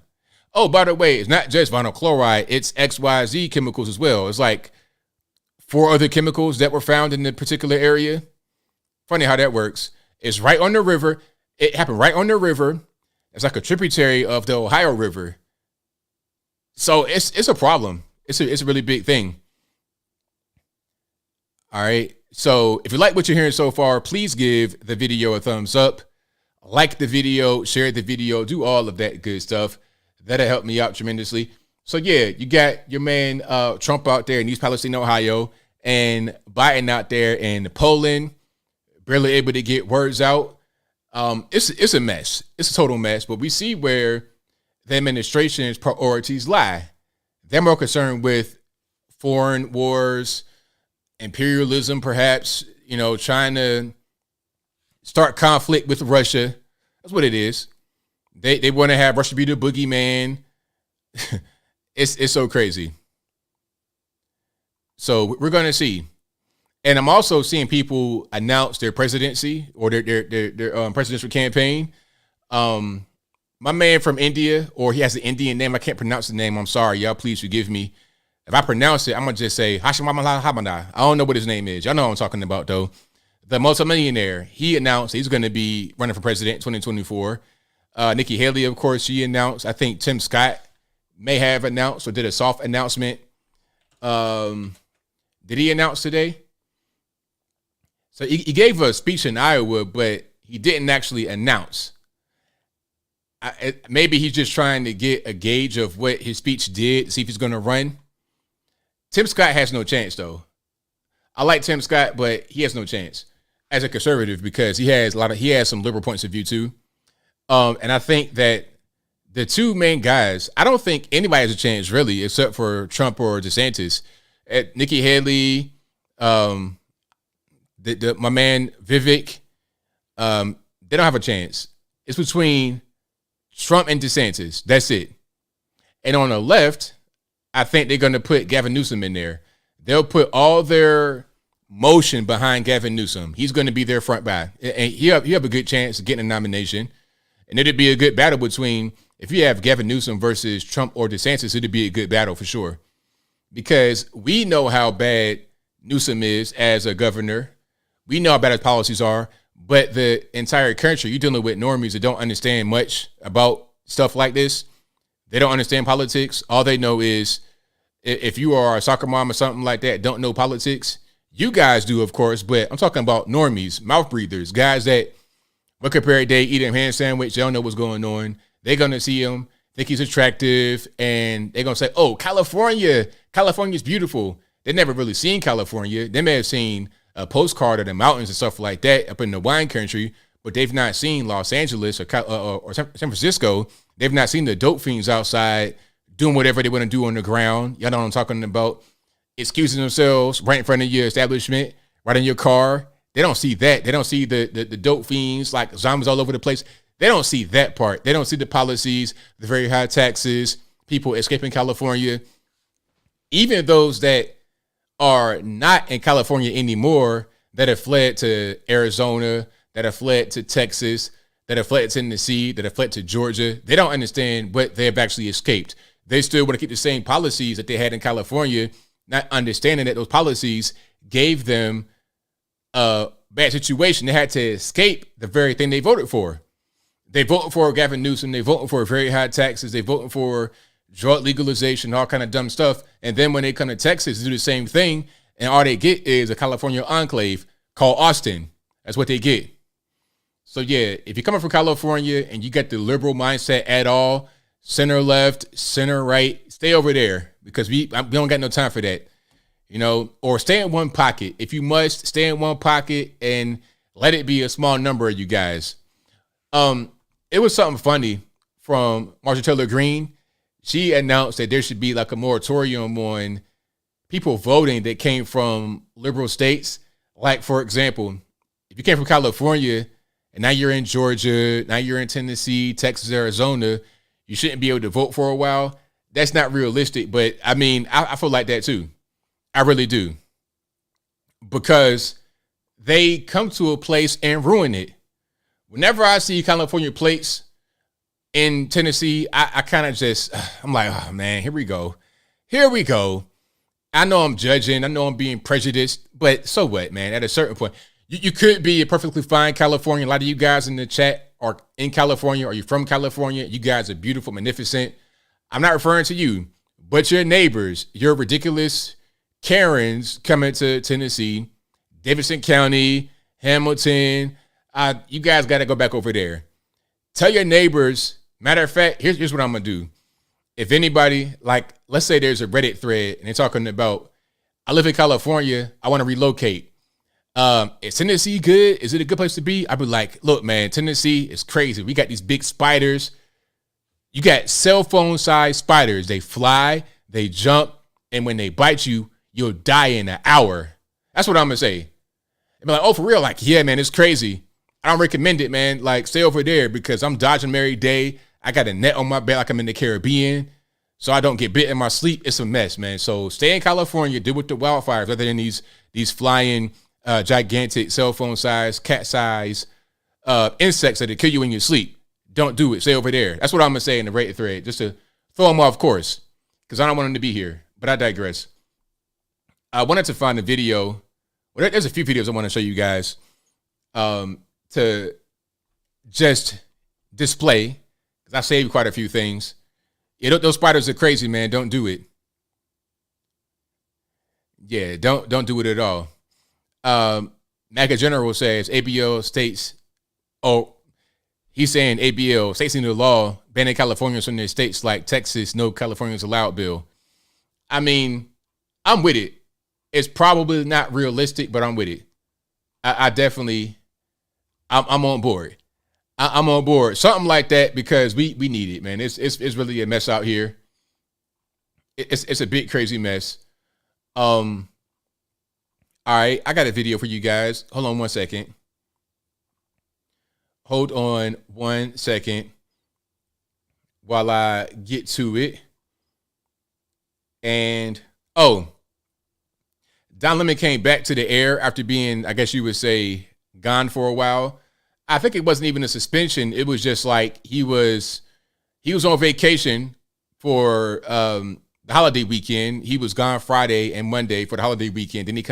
Then Tuesday, he was in some kind of re-education class, a re-education camp, because of the things he said about Nikki Haley, about not being in her prime, all of that and the third. And by the way, Don Lemon didn't say anything wrong. I got to defend Don Lemon on that one. He didn't say anything wrong.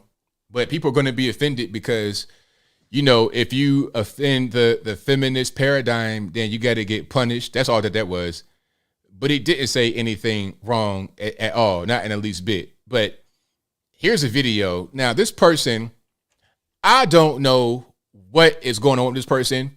If they have some kind of disability, they're not really mentally all the way 100%. If the trees ain't really in the forest, if there are a few trees short of a forest, if there are a few crayons short of an entire 64 count box, if there are a few knives short of an entire silverware set, I don't know what's going on. But this person is the lead juror in the Trump Georgia grand jury. I think what's happening is you got the DA down there, Fani Willis, trying to make a name for herself, trying to become Kamala Harris Jr., right? She's doing some good things out there with the Atlanta street gangs, Young Thugs crew. It might be Lil Baby crew next, 4PF. She's doing good things down there with that because Atlanta crime is out of control. But she's also trying to attack Trump. Now, I don't know how you can be the Fulton County DA out there in Atlanta dealing with these young dudes in Hellcats and Chargers breaking into cars and houses, stealing cell phones and guns and laptops. How are you dealing with that? And then you're focusing on Trump and the whole kerfuffle surrounding the voting in Georgia with all of that going on. Like, that's just a big mess. But anyway, here is the lead juror. Let's check her out right now on the screen before you. And let's get some sound. Personally want to hear from the former president. I wanted to hear from the former president, but honestly, I kind of wanted to subpoena the former president because I got to swear everybody in. And so I thought it'd be really cool to get 60 seconds with President Trump of me looking at him and being like, do you solemnly swear? And me getting to swear him in. I kind of just thought that would be an awesome moment. Personally. So that's a lead juror right there. She's the leader of the jury. Now, I don't know what's going on. Like, is that an adult? I suppose it's an adult because you got to be an adult to be on the jury, right? You can't be a teenager and a kid to be in the jury. This person might be like mid-20s, early 30s, but sounds like she's 15 years old. I mean, so I'm not sure how we're going to really. It's going to be a mess. That trial is going to be a mess. Just already, okay. It's going to be a mess. So we'll see how the whole thing goes.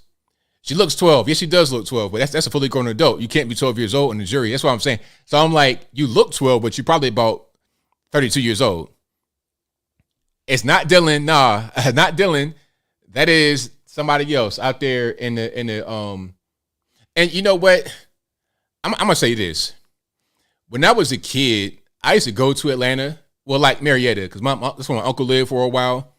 So I would go there occasionally, and this is like 90s, early 2000s, like 90s really.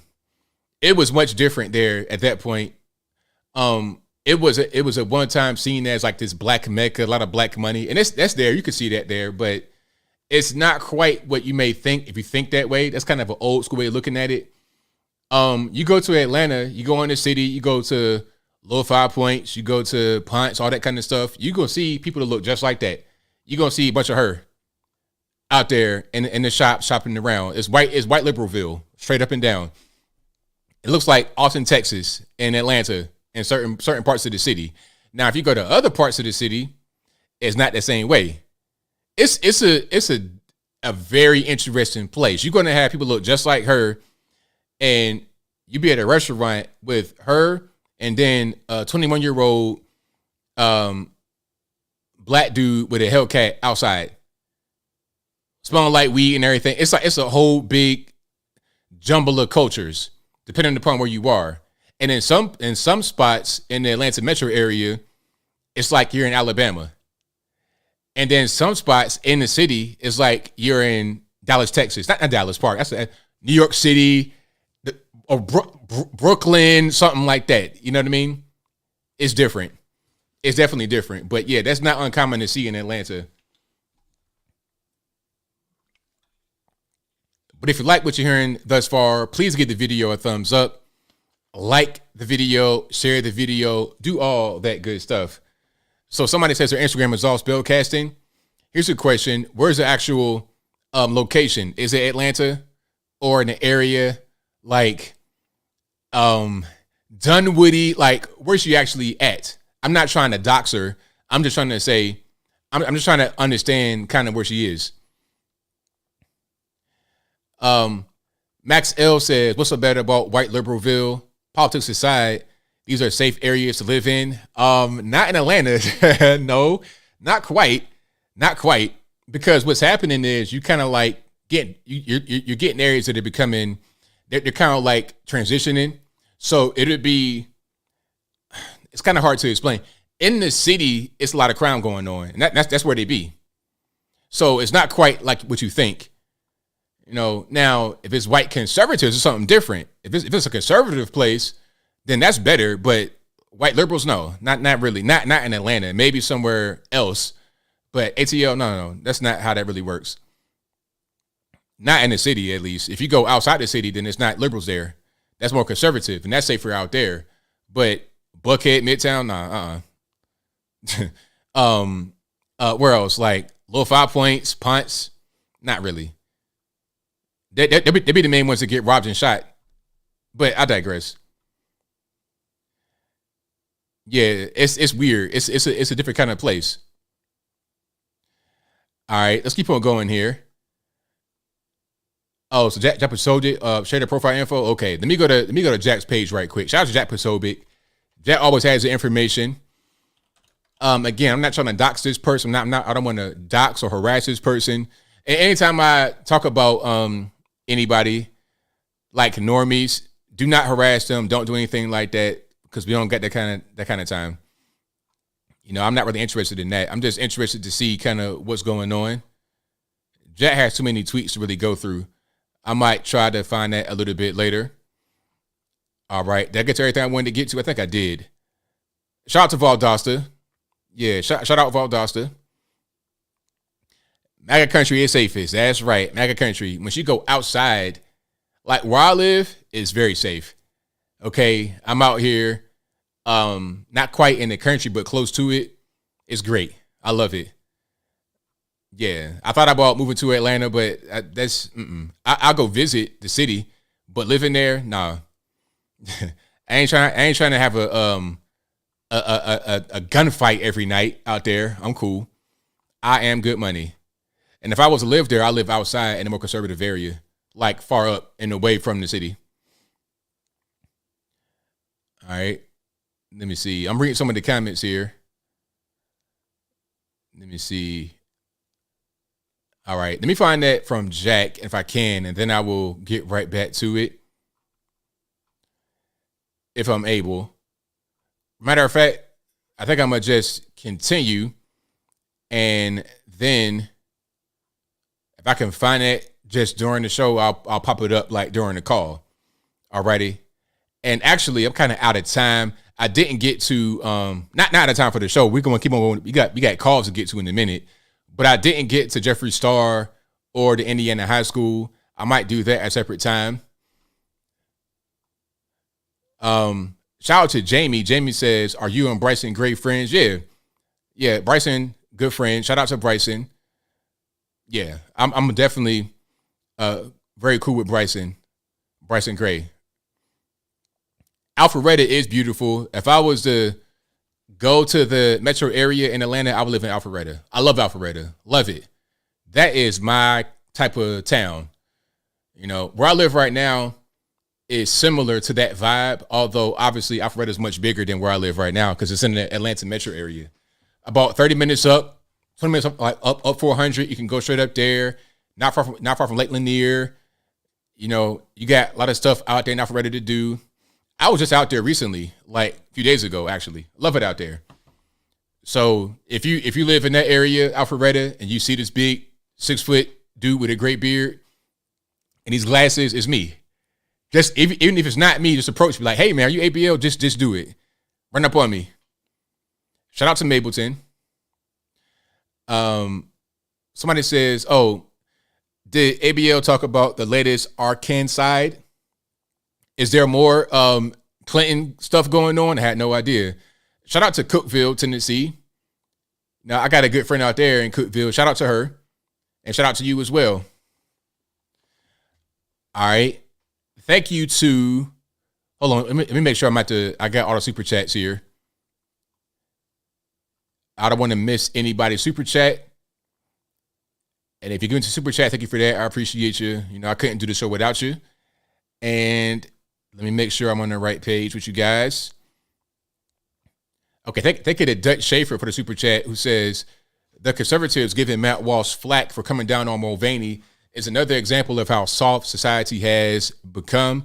I expect this from progressive Steins, but not true conservatives. Exactly. I agree with you. Thank you for that, man. I appreciate you. Thank you to Nick Coriel for your donation. Nick Coriel also says, I don't understand why conservatives here hate Russia so much. They reject the Western woke agenda and push back against globalism, yet we embrace it. I mean, I don't hate Russia at all. I don't know why anybody really would hate Russia. I do know why. I'm tripping. They hate Russia because what the media told them to hate. If you were to ask somebody, why do you hate Russia? Why is Russia bad? They come up short because they don't really know why. Because the answer is they've been told to hate Russia by constant media reinforcement. There's no other reason. Why would you hate Russia? You might not like Vladimir Putin, but why would you not like him? Why hate an entire country? I don't even hate China. I just know that the government of China is a problem. They're a threat. And I know specific reasons why. But as it relates to Russia, why would I hate the entire country of Russia? First. Second, why would I hate Vladimir Putin and the government? For what? Why? They took Ukraine. Okay. They took Crimea in 2008 or whenever that was. Nobody said anything. It wasn't a big problem. That was Ukraine. So they took a piece of Ukraine back then with no problem. Now they want to take more. As all of a sudden the problem is bogus. It's dumb. But I digress. Thank you to Michael Critchlow, who says, did you hear about the new museum being built in the huge cavernous space under the Lincoln Memorial? How woke do you think this new exhibit will be? Oh, it's going to be very woke. I already know. You know what? New museums, like, okay, my question is going to be, is it going to be a museum of historical things or is it going to be new things? New art sucks. I said it before on the show, and I show pictures and everything when I was in Dallas for the Uncle Tom Part 2 premiere. And shout out to you guys that bought Uncle Tom, who watched it, Uncle Tom Part 1 and 2. Y'all please go stream the movie right now. Amazon, YouTube, go stream it, watch it, buy it. Please support Uncle Tom Part 1, Uncle Tom Part 2. I taped for Uncle Tom Part 2. I'm not in that one, but I was there at the premiere. I did other content with them, and I'm going to be in a Part 3 if that comes out soon, because I already filmed for it, and I'll probably go to film again some new content to be more fresh. But anyway, if you bought Uncle Tom Part 1 and 2, thank you for that. I appreciate you. If you've not done so yet, please do so. You can find Uncle Tom Part 1 and 2 on your favorite platforms, Amazon Prime. I think it's on, is it on Netflix? I don't know if it's on Netflix. I know it's on Amazon. I know it's on YouTube. Y'all check it out. Yeah, but back to the museum. It was all just trash art. It was the worst kind of art ever. They had art. It was like they took bricks from outside and spray painted them silver, talking about, that's the exhibit. And I went to go touch it, and the guy was like, oh, you can't touch that, sir. You can't touch that. It's like, really? I can't touch this garbage? You should say you can't touch it because it's garbage and it got germs on it.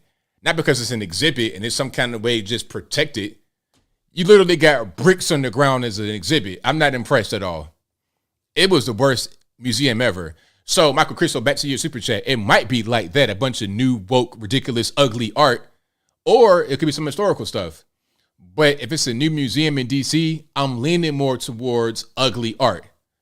Woke art that is there because some pretentious moron says that it looks good or that it has a good message when it's really just a bunch of ugly trash. I hate the art world.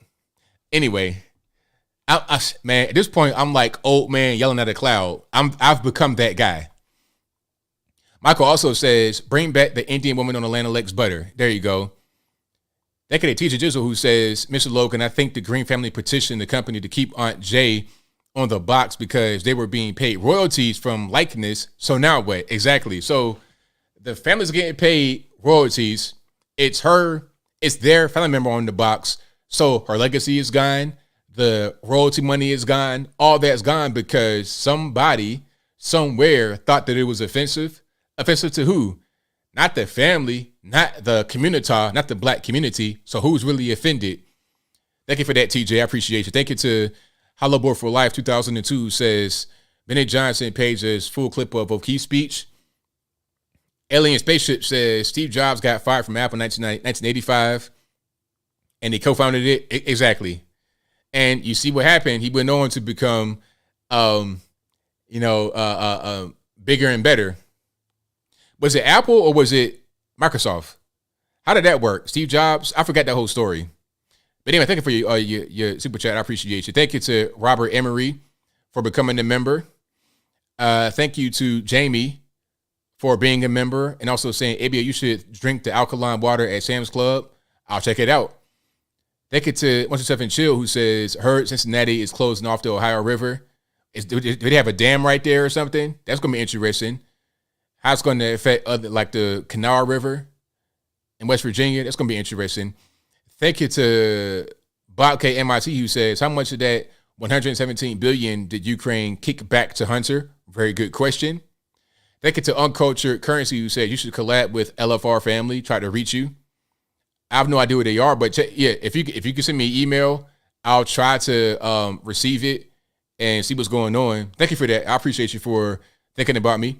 Thank you to Jamie who says, are you already asking that question about Bryson? And also Jamie said, did Ukraine and Russia sign a peace treaty back then? I heard there was a peace treaty. I'm not sure if anybody signed it, but I heard there was one, but somebody got in the way. Somebody somewhere got in the way. I wonder who I don't know. I just hear things and I just tell you what I heard, but I can't really confirm or deny who did that. But anyway, I digress. If you like what you're hearing so far, please give the video a thumbs up, like the video, share the video, do all that good stuff. We got calls on deck. The number to call is 434-658-1220. Again, 434-658-1220. There's also a Skype email in the description. If you want to be right there by the left-hand corner of the screen, talking about whatever's going on. And if it doesn't work right, then y'all please don't blame me, blame the white man, because it ain't my fault. All right. Let's go ahead and get cracking. Again, number to call, 434-658-1220. 918, gonna line, who am I speaking to? Hey, what's up, baby? Baby Scott. How you doing, buddy? It's all good, man. What's happening? Hey, there's a lot happening today. I got 5 topics written down, and of course, I'm only going to talk about one, maybe 1.5. Start off with, I watched your video from earlier today about Aunt Jemima. Man, let me tell you a little story about Aunt Jemima. I'm not going to get all crazy and long, but, growing up as a kid, when I was like 2-3 years old, I mean, I have a great memory. I got memories from when I was that young, And, I wasn't a rich kid. My parents were poor. I mean, we were poor. We were not middle class. We were lower class. I didn't have any white privilege. But then my grandma and her sister, my great aunt, who were both teachers their whole life, on the first of the month, they'd come and pick us up and, buy us some groceries. I'm like, that's awesome, I got to get Lucky Charms, I got to get and one of the best things I got was Aunt Jemima syrup because we couldn't afford it. We got the best value or great value syrup. But then when my grandma and aunt picked us up, they'd buy us Aunt Jemima. Oh, we got the good stuff,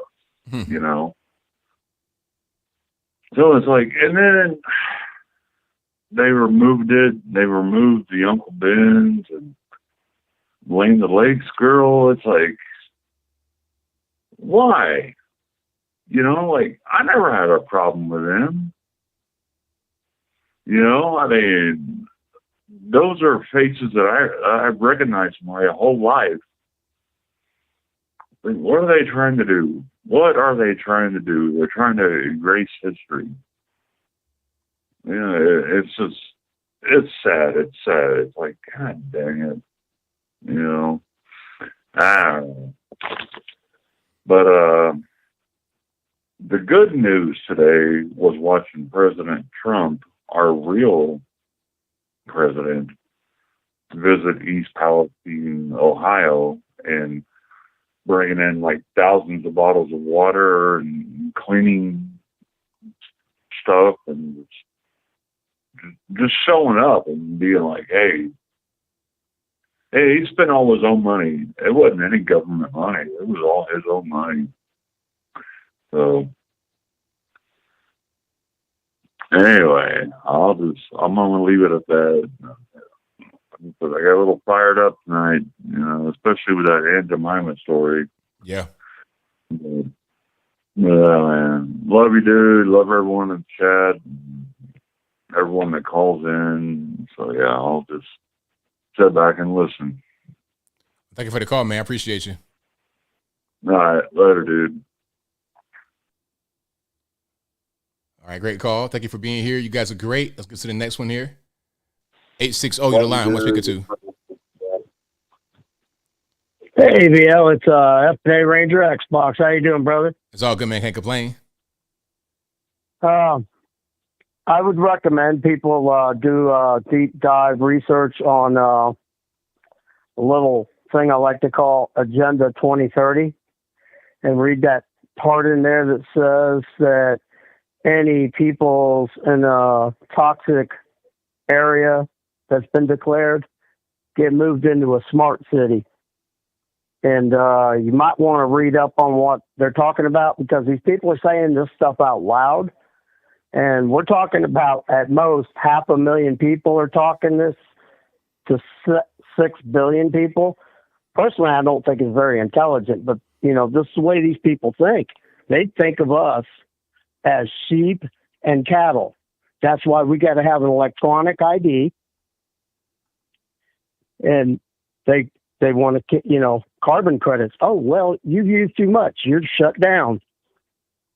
And I'm sorry, I'm just not for that.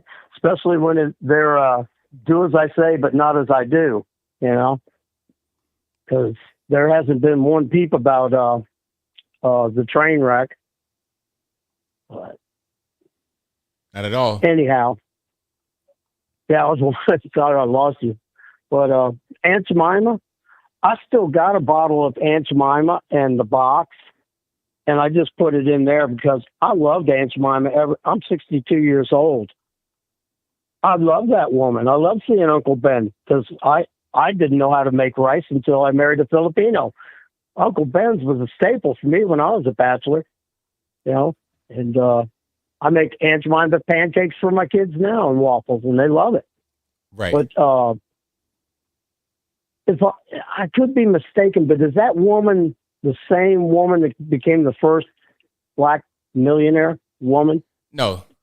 Actually, first female? No. Okay. I wasn't sure about that, but I do know that the original Aunt Jemima was a celebrity, and people would wait for hours just to see her and talk to her and get an autograph from her. She was very much loved across America. Oh, yeah. And, you know, what are they ashamed? They're so ashamed of racism in America that they can't have a picture of a black person in their house. What's the problem? It's crazy. But what I do is I clean my Aunt Jemima bottle out, and I put whatever syrup we get into that bottle, and I still use it. So anyhow,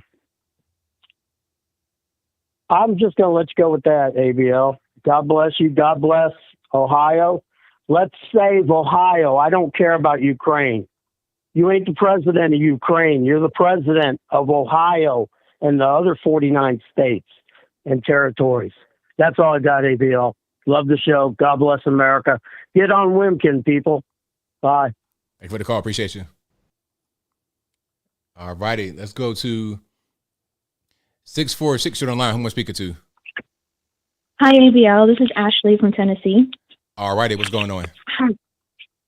So I just wanted to talk to you. I wasn't sure if you were aware of this. So I come from New York City, where the vaccine was absolutely crazy and everybody locked down. And I am a teacher, and unfortunately, I lost my job because of the vaccine and whatnot.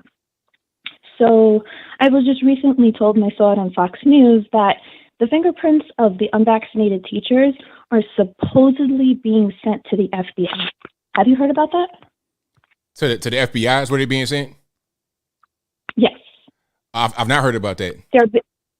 Yeah, so there is an article on Fox News that has this information, which is, I'm baffled. I can't believe this. So apparently they're being flagged as unhireable. Wow. It's really, yeah. I heard about it the other day, and I'm like, no, this can't be true. So then I look it up, and if you Google it, it'll be one of the first articles that you find. It's the strangest thing. So I mean, and you know, teachers are so needed throughout this nation, and I just feel like everything is against them. It's so sad.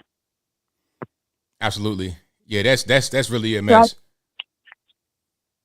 So I wanted to know your thoughts on that and how you feel about it.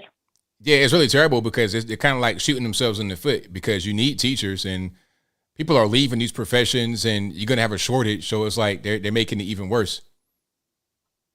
Right, especially in a place like New York City. Absolutely, yes. So, yeah, I just wanted to quickly share that with you. I call you periodically, so I enjoy talking to you and I enjoy your show, and I love watching you. So thank you for everything. Thank you for everything that you do, and I'm sure I'll call you again. Thank you for your call. Definitely appreciate you. Okay, bye-bye. Yeah, dang, that's crazy. That's totally crazy, but it's so weird what these governmental type places do. They just do things like that. You know? Okay, somebody is texting me, just go ahead and call. It's all good. I can't answer text at all. So just, if you have a question, just go ahead and call me. The number there is 434-658-1220. Again, 434-658-1220. And then there's also a Skype email. If you want to be on the bottom left-hand corner of the screen, you could do it that way as well. That'll work just fine. 702, you're on the line. Who am I speaking to? Hey, Bill, Steve. What's up, bud? Everything's all right. How about yourself? All right. Hey, I moved to the South a couple of years ago from the West Coast, and I did a lot of research on the Confederate War. I learned a lot of things that I really didn't know beforehand. I was quite naive. But over my 2 years of living here, I've talked to a lot of folks here and learned that, you know, the South, Tennessee, Mississippi, Alabama, New Orleans, Florida, all that was deeply Democrat through the 1800s up into the mid-1900s. Jefferson Davis was the president of the Confederate States of the South, a Democrat. The Confederate flag is a Democrat flag. So while they're rioting and ripping down all these monuments of Robert E. Lee and all them, they're basically ripping down their own monuments. That's right. That's right. Abraham Lincoln and Ulysses S. Grant of the Union Army were Republicans. And although the Civil War was more than just slavery, the Republicans were the ones that freed the slaves. That's right. And Abraham Lincoln was he was the very first Republican president, Abraham Lincoln. So the very first president from the Republican Party, he frees the slaves, and then he gets killed for doing it. I think that because the southern states now are red and conservative, I think that the younger people, that they're not being taught in school that just because the southern states are red now, they weren't back then. They were deeply Democrat. So they're fighting against their own people, basically. And there's a big misconception of what the South was then and what the South is now. Absolutely. The KKK was formed by the Democrats. So I have no idea if the ignorance of the schools, the teachers, they're so young, they don't know this themselves. They're scared to teach these kids that. The Democrats are winning now because this is just another form of the way that they win. They didn't win the Civil War, but they're winning now in another way than on the battlefield. They're brilliant, actually. Yeah. Also, Malcolm X, I saw some, there's a big lawsuit, with him coming, and there's a lot to do with him too. I mean, what an intelligent front man for the Muslim Brotherhood and the Honorable Elijah Muhammad, who deceived him and put him right out in the front. And once he realized that something's fishy here, he went and did his own research and learned that everything he was standing up for them, speaking about, was a lie. Then, they tried to warn you in one of his speeches in the late 1962, before he was assassinated, he bared down hard on the Democrats and tried to tell the people, his people, that you can't trust them. They're deceitful. He had it coming at him from every which way. So who knows but what a courageous man he was. Yeah, that's a whole story right there. I know a lot about that situation. I know guys in the nation right now. So I know a lot about that story, but basically he was having a change of heart. He did not believe a lot of what he was talking about earlier when he was right beside Elijah Muhammad. He changed. So people didn't like that too much.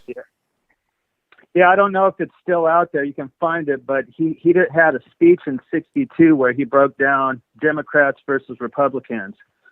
And he broke down right off the bat what he thought about Democrats versus Republicans. They both want power, but they're much more deceitful. And then sure as hell, he winds up assassinated not much longer after. Yeah. It just makes you wonder. Really does. Thanks, ABL. Thanks for being who you are and being out there, bud. You're a great help and inspiration. Well, thank you for the call, man. I definitely appreciate you. Yeah, the whole thing with Elijah Muhammad, that's a whole, that could be, well, it was a movie, but in the movie, they didn't really cover all of it. They kind of touched on some of that stuff lightly. They ain't talk about Elijah Muhammad and the girls and the, I don't want to go down that road right now because that's a whole big can of worms. We can talk about that all night. Okay, let's go to 346 on the line. Who am I speaking to?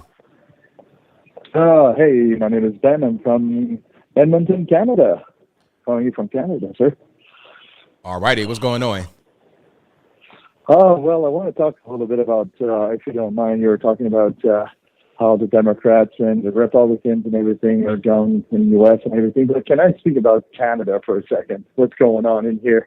Because I'm sure there's a lot of guys that are actually listening to. They're actually from where I'm from, actually, because you're an awesome guy and everything, and that's what it is, right? So Canada is, Trudeau Bay, as you call it. God, it's not what it used to be. What happened here? For a bunch of, I don't want to say it like that, but I mean, we're sickies. I'm sorry to say it. It's like everything, it's going woke everywhere. It's because I'm a truck driver, so I travel from U.S. and Canada, but I live in Canada. So there's a big difference. As soon as I cross the border in Montana or whatever, I see the difference right off the bat. Right off the bat. You guys are so much patriotic and everything, and we used to be like that. And then, boom, it just disappeared. Like this morning, they were talking about the Ukraine war and everything because Trudeau, I guess I think he's going there or something like that or whatever. And then, what are we doing there? Like, seriously, even the U.S., what are we doing there? Like, giving money? That's how you start a war, right? Am I right about that? I think you're right on point, but I got one question. Are you on speaker right now? Yes, I'm driving right now, so okay, I got you. Right? So yeah, it's all good. So yeah, but I'm with you. I mean, I think you're right on point. So yeah, I mean, if we go on war, okay, so Biden went to Ukraine a couple of days ago and kisses, what's his name, Zelensky here. I think it's just put oil on the fire. That's what it is. Because now Putin looks at it and he's like, oh yeah, okay, so you're friends with, okay, USA are friends with Ukraine. Okay, that's right. But it's just gonna be worse and worse. They should have just stopped. Sign the peace treaty or whatever. Just get out of there. Do whatever you have to do, and then just stop. Because if they come here, whatever, if they come to Canada, let me tell you, we're done. We're done. They're gonna invade us like no tomorrow. Like seriously, we can't do that. We're gonna go to war with who? With a bunch of woke people? No, that's not gonna work. That's not gonna work. Yeah. So I mean, but yeah, no, I followed you, and I just want to make that point. In Canada, it's not going well. It's not going well. And then I watched you, and then you're on point on everything. And I really appreciate your show, by the way, from Canada. So it's really cold right now, but yeah, you warm things up around here, and I like it. I just wanted to let you know that. That's all. Thank you for the call, man. I appreciate you. Hey, thank you. Bye-bye. All right, great call from my man out there on the road, driving the truck. And Canada, yeah, cold out there. It's hot down here. Like, literally, I'm about to bust into flames right now. It's February the 22nd. I need to turn on my air conditioning. Legitimately, it's warm. It's like 80 degrees right now. Like right now, it's like 73 degrees. It's crazy. Okay, let's go to 619 on the line. Who am I speaking to? Hey, Bill.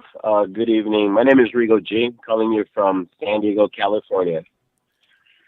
All right, hey, man. Big Boss. I'm just calling you because I wanted to talk to you regarding some stuff that's been happening here in this area. I've currently been noticing a lot of new taxes forming in the California region, especially with this whole sandbag. If you live in San Diego, then you will know. They're trying to make it that us drivers, when we drive and commute, are going to be paying an extra tax for mileage, meaning every time you go out and about with your day, whether you're driving from work to your house or just going doing some, random trips, you're now going to be charged some money for that. It was turned down once before. I believe it was 2 cents per mile. But now, since the topic came back, they're trying to do it where you're going to be paying 4 cents per mile now.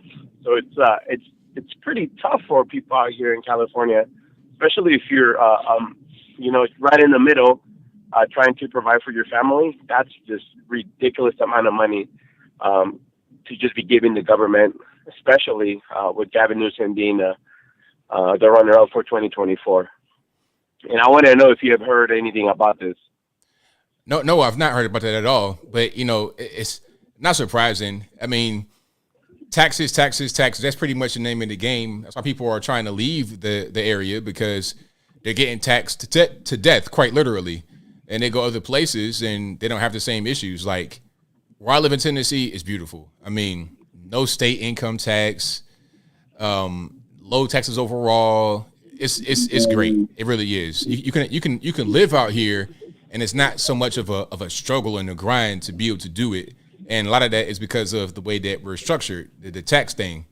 Yeah, we don't have all this, the entitlements and the useless and wasteful spending. It's too much.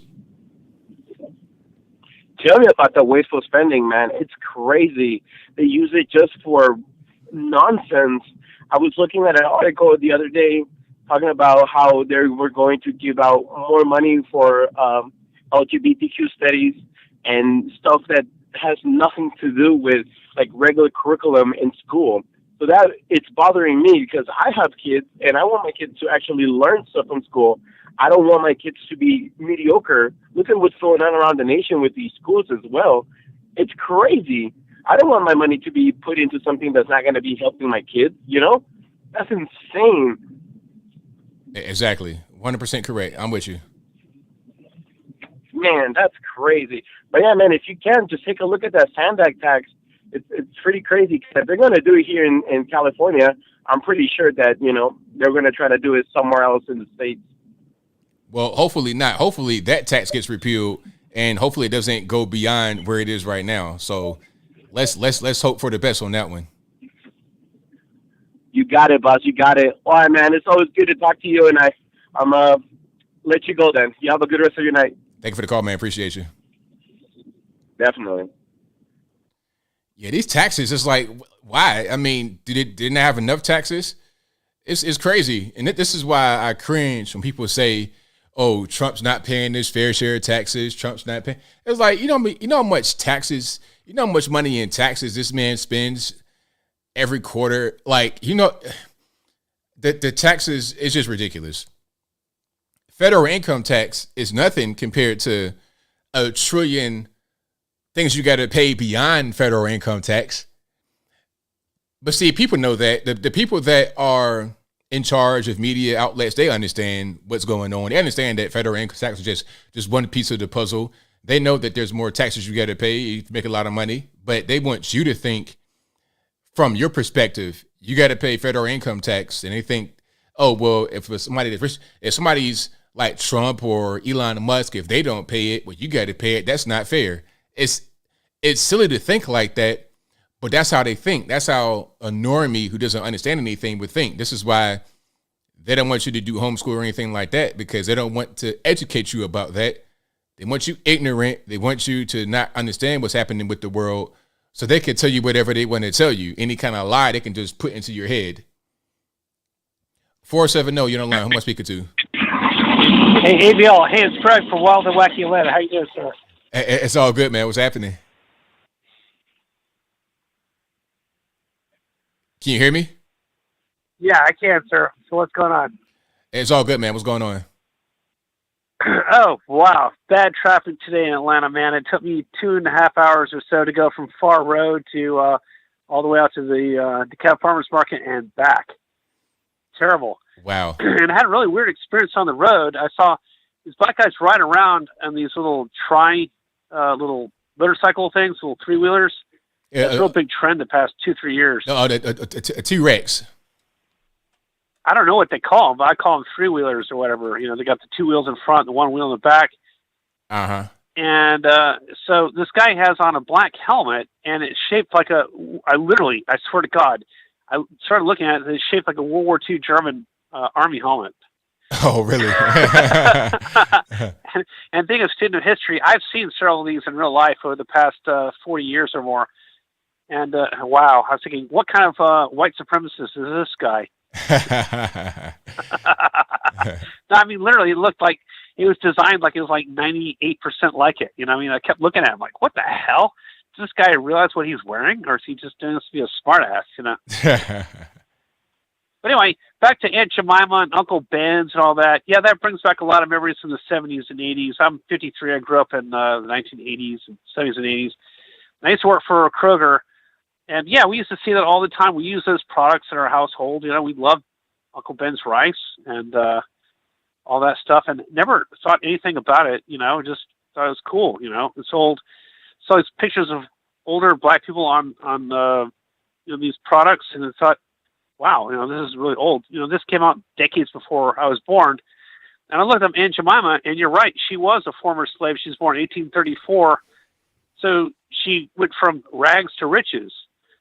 So I think she's the one that had the last laugh. You know, she's laughing all the way to the bank because she was a former slave and then became rich. Exactly. So why in the hell does the left want to take her down is my point. She's an excellent success story. From an ex-slave to somebody that was rich as hell, probably making $5 million a year, you know, back then or whatever, 30s, 40s, 20s, 30s, you know. It was a lot of money back then, or whatever she made, you know. And then beyond that, her family was getting royalties like many years later. Her descendants were getting paid from that as well. So she made a lot of money at that time. And then even after she died, her family still gets money from the proceeds of her image being on the box. But now that's somehow racist, I suppose.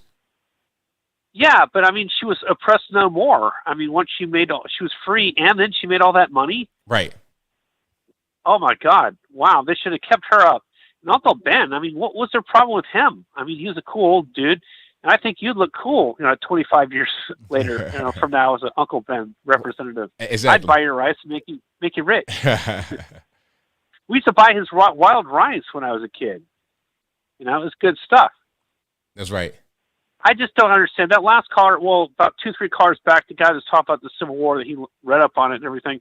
He's right. Yeah, the Democrats were the slave owners, and they and now they're tearing down all these statues of Democrats. It doesn't make any sense. But actually, it does make sense when you think about it. They're trying to cover their tracks. Yeah. 90% of the people that are tearing these statues down and want to rename all these schools and universities or whatever, because they're named after some white guy that owned slaves, 158, 60 years ago. They don't understand what's going on, but there's that small 10% of the people that actually do know what's going on. And I think they basically want to do is what they want to do is cover their tracks. That makes sense. Yeah, they don't want to. No, they don't want their history to be known. They're like, oh, that wasn't us, because they removed all of the evidence. Yep. Yeah. Not a lot of people know this today, but the Nazis were actually socialists, and they tried to cover their tracks, especially in 1944, as the Russians were coming closer, and they were invading Lithuania and Poland. Yeah, the Nazis dug up large pits, massive graves, burial pits, and burned the bodies. And the Nazis also blew up 4 the crematoriums at Auschwitz to try to cover their tracks, but the crimes were too big; they couldn't do it. But they tried as best they could to try to at least lessen the amount of crimes that could be discovered. But yeah, they tried to cover their tracks too. Right. So yeah, it's really sick. Anyway, so yeah, that's pretty much all I want to say. It's pretty wild and wacky here in Atlanta. Anything can happen anytime. What you were saying about Marietta was actually incorrect. I have to correct you on that. I lived in Marietta from 1975 to 1989, between the ages of 6 and 19, going on 20. They were conservative back in those days. Even under, I think, Carter, I think they were still conservative then, but definitely in the 80s under Reagan, they were conservative. But in 2016, the vast majority of people there in Cobb County and Marietta voted for Hillary. So they became blue. Yeah. Unfortunately. And it was a great place to live back then. Now it's overrun with legal border hoppers and, not so good people. Yeah. But hopefully it'll get better again. But it was great in those days. It was the economy was booming then under Reagan. I don't care what anybody says today. If they say otherwise, they're liars, because I grew up in those days. I remember gas was cheap in 1986. You could get gas for as cheap as 75 cents a gallon in summer of 1986. 75 cents a gallon. Yeah, things were a lot better during that time. People they have interesting selective memories. Yeah, I know they say today, and a lot of black people, liberals say today that, Reagan was a racist president, and no, he was not. We need to remember that Reagan was the only president to designate MLK Day as a national holiday in January 1986. Yeah. So what kind of a racist would do something like that? That's my point. It makes no sense. It's really weird. It's all a big leftist lie. Yeah. He was not a racist. They just didn't like his politics, and he was a conservative white guy. The same way they attacked Trump for being a conservative white guy. That's right. Same thing. Anyway, we'd like to praise Xbox Ranger. I think you're a cool guy. I like the words that come out of your mouth. Keep it up. You're a smart guy. I like it. And America First, Trump 2024. I'm still voting for him. I don't care what anybody says. I want him over DeSantis. Anyway, you keep up the great work, man, and have a great night. Take care. Be safe. Thank you for the call. Appreciate it. Thank you. Bye. All right, great call. Shout out to you guys for calling in. You guys are the best audience anywhere on these internets. 619 on the line. Who am I speaking to? Hey, ABL. This is Kathleen in San Diego. All righty. What's going on? Hey, I just wanted to follow up on the other San Diego caller about the gas tax. The reasons why they're doing it is because we have all these goofy electric cars now. I mean, everyone's got a Tesla. They got these like beta electric trucks and stuff. And so they're not making money from the gas tax. So they need another way to get money. So they can waste our money. Mm-hmm.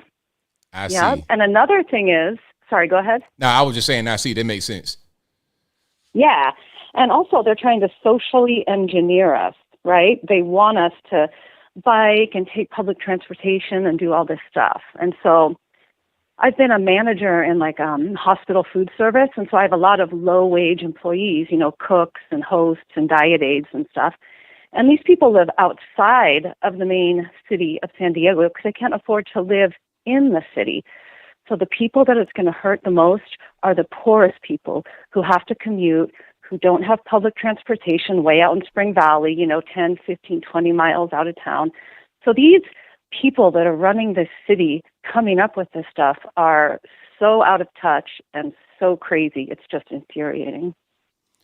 Yeah. I mean, that's really crazy. And then, of course, they're going to be likely to not have an electric car. They have like an older gas car, and they'll be paying the gas tax. It's weird because they say, "Oh, we're raising taxes. We're going to tax the rich," but it always impacts the poor the most.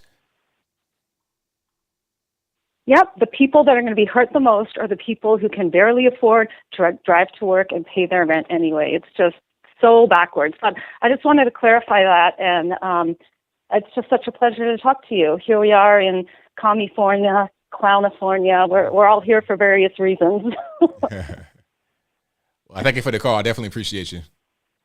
Thanks so much. Good night, everyone. Yeah, that's crazy. So it makes sense. They want to up the gas tax because that's becoming it's becoming an issue. It's like, hey man, where's the gas tax money yet? Oh, we got all these electric cars. We didn't think that we were going to lose money in the gas tax from all these electric cars going out because people are not buying gas as much. Oh, so now we got to just raise the tax. It's so silly. Skype caller, who am I speaking to? Oh, hey, ABL, Stanley from UK. How you doing, mate? It's all good, man. What's happening? Yeah, thanks for taking my call. Appreciate it, mate. No problem. Yeah, so that South Park episode of the Rules, man. I've been waiting for that for so long, man. Yeah, it's finally happened. I mean, I've not seen the episode yet, but I definitely will get around to watching it soon. Yeah. So what was it? So is it true that they are trying to sue South Park, or is that true, or is that just talk at this moment? Well, I saw a report that says it's just talk, but I've seen different reports. I saw a report that says the whole suing thing wasn't true, but I also saw a report that says that they were just upset and didn't like it. Well, especially Meghan didn't like it. She was upset. She didn't like it. And since I have you on the phone and you're from over there, what's your opinion? What's your opinion about Harry and Meghan in general? See, this the thing. See, my family, especially, it's kind of like the Spanish part of my family. They've kind of been a bit more obsessed with the royal family than the English part of my family, which is kind of odd. I don't know why, but I've never really had an opinion on the royal family my whole life. I've become quite ignorant on the royal family, their role and how beneficial they are to the country. Like, I can't really comment on that. But yeah, this whole thing with Harry and Meghan, I do find it kind of infuriating. I mean, they've kind of made me more of a fan of the royal family. Just the whole treatment of coming out and slamming them and calling them racist or whatnot. And again, I don't understand any of it. I mean, but again, I think the reasons are quite obvious. Is clearly they want to, move away from the royal family. They want their own life. They want the Hollywood elite life. Meghan wants to jumpstart actress career again. And Harry Harry just wants to be a part of that as well, right? He just wants to be free from the royal family, but with all the money and publicity still, which is great, right? Right, exactly. Yes, that's kind of my thoughts on that. And I think, again, South Park, they go after anyone. I mean, whether you're left, right, up, down. I mean, if they think it's funny, if they think it's interesting, they're going to go for you. And if it is true that Harry and Meghan are going to try and sue or they're offended, then tough. I mean, you're right going on all these morning shows and interviews with Oprah or whatnot, and giving your side of the story. So you can't be mad when someone gives it back to you, can you? Exactly. That's right. Yeah, so there's South Park also done an episode on COVID. It's called Post COVID, and they just give their take on the whole COVID situation. Yeah, it's really funny. Oh, that sounds hilarious. I gotta check it out. I've not seen that one. Yeah, I think it's about an hour long, and they just give their take on just the pandemic and all that sort of stuff. Yeah, I gotta check. That's going to be good. Gotta check it out for sure.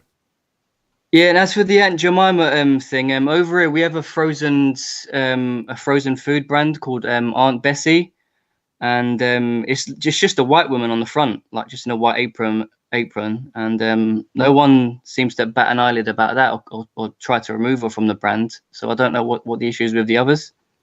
It's people are just so weird because, you know, they're talking about, oh, it was a negative history, all this and that. I mean, nobody really cares. Like when I was a kid, we had Aunt Jemima, everything, Uncle Ben's, it was no problem. But now all of a sudden people want to be so offended. And really when I was a kid, it'd be something on television every now and again where somebody would be offended at the packaging and how Aunt Jemima was portrayed. So they kept upgrading her look, making her look better and better and better. And then we've gotten to right now, we've gotten so far woke and triggered and offended at everything. It wasn't enough to just update her image. They just wanted to take her off the package completely. It's so dumb.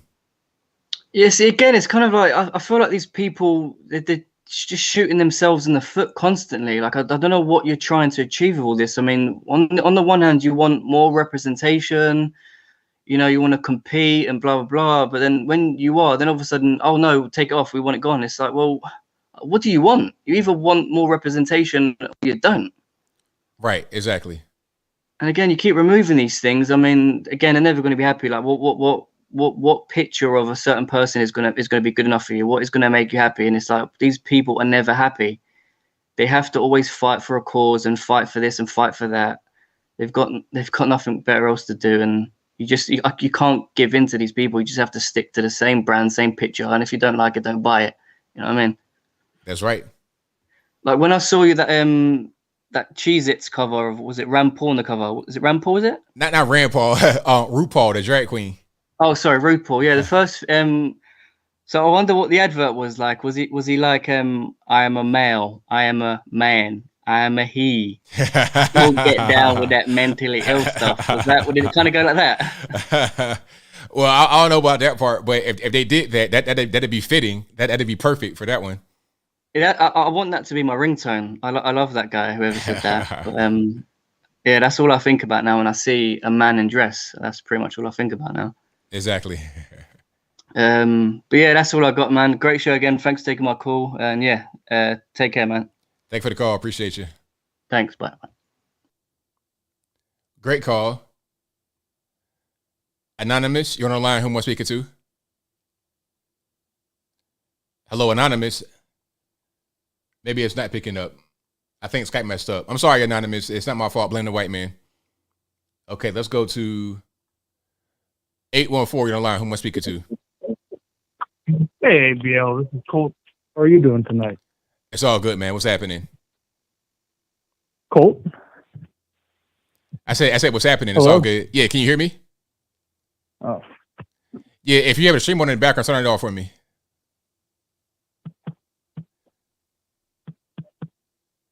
Okay, I know what's going on. Skype's messing up.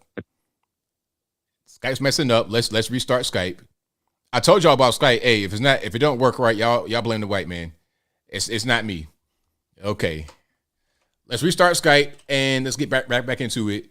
As I noticed when I picked the phone up, it wouldn't the time, like it's a timer. I can see how long I'm on the phone, and the timer wasn't going. It was weird. Like the shot clock didn't start.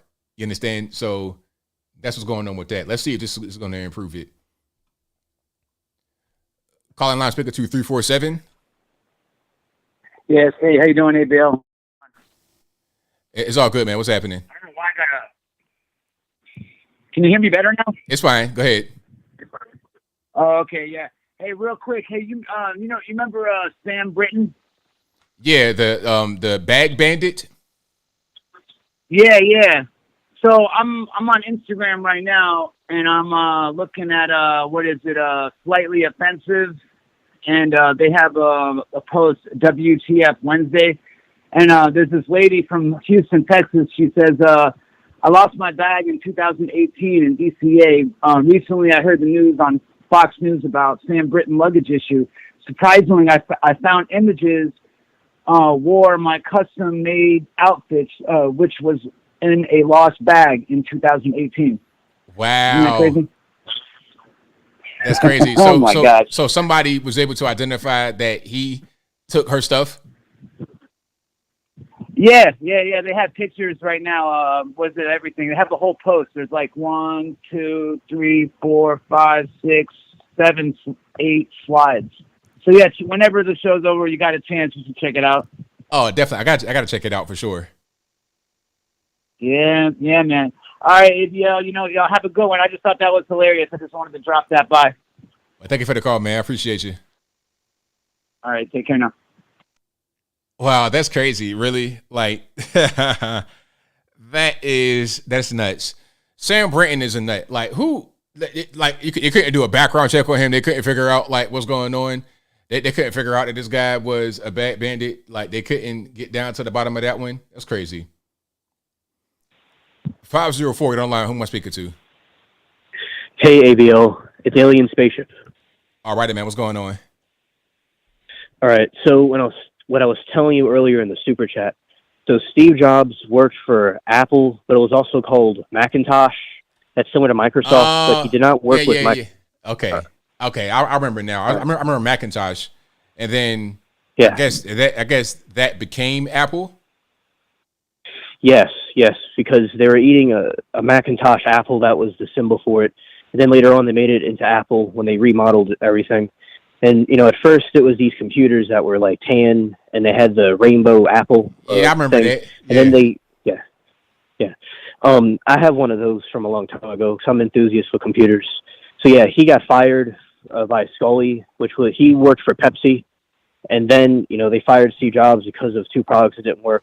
And then later on, they had to hire him back. So that just shows you that, people can be fired from their own companies, even something they start, and they can always have a great comeback. Very good point. Right. So I was thinking, I want to know your thoughts on this. Do you think that these policies that the Democrats do really benefit them? Like it doesn't help the working people. It just makes their lives worse. What it does is it helps those that are in power, but not the average person. Right. So if you have money, if you have power, you'll benefit because you get, like, you kind of see it in liberal areas. Like, you'll see a very nice part of town and then a very bad part of town. It's just kind of how they operate, how they live. They keep a lower class in their city to do all the menial tasks while they can live a high life. This is kind of how they operate their environments. So it doesn't really help those they say it helps. It just helps them more than anybody else. Exactly. Because I was thinking that before your show, I was doing some research, and I really strongly feel that's what it does.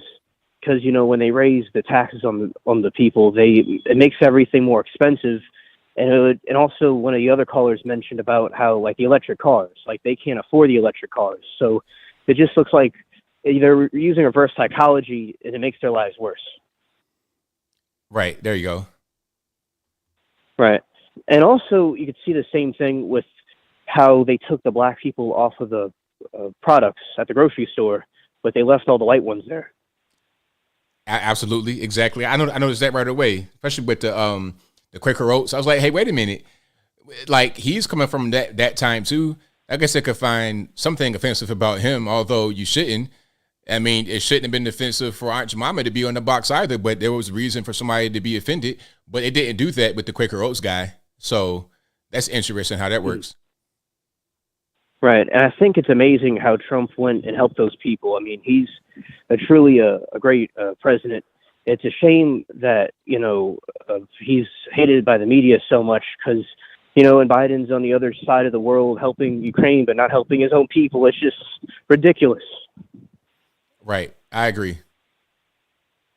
Right. And I was doing some research, and in Texas, there is this artificial neighborhood. I saw it on Twitter. And this guy was talking about where people that had problems with the vaccine were put in these special neighborhoods. And it reminds you like a concentration camp. And the people were supposed to get treatment, but they didn't get any better. And I really do think that, in my opinion, it sounds, kind of scary. What do you think?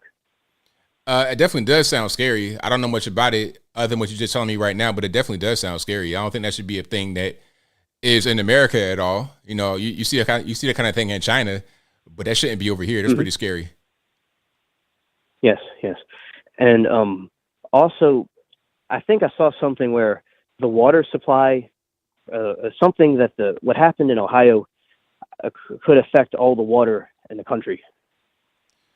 I'm not really sure. It's possible because the thing is, the water, well, the spill or the accident happened basically on a river that connects to the Ohio, and that connects to the big to the center of the country, Mississippi River. So, and that connects to the Mississippi River and the Ohio River. That could affect a lot of different water ways all over the country. So, I guess it could. I'm not really sure to what degree, but it definitely could. Right. And also, I'll find the stuff and I'll like tag you in the post on Twitter about it. Like I'll like retweet it and I tag you.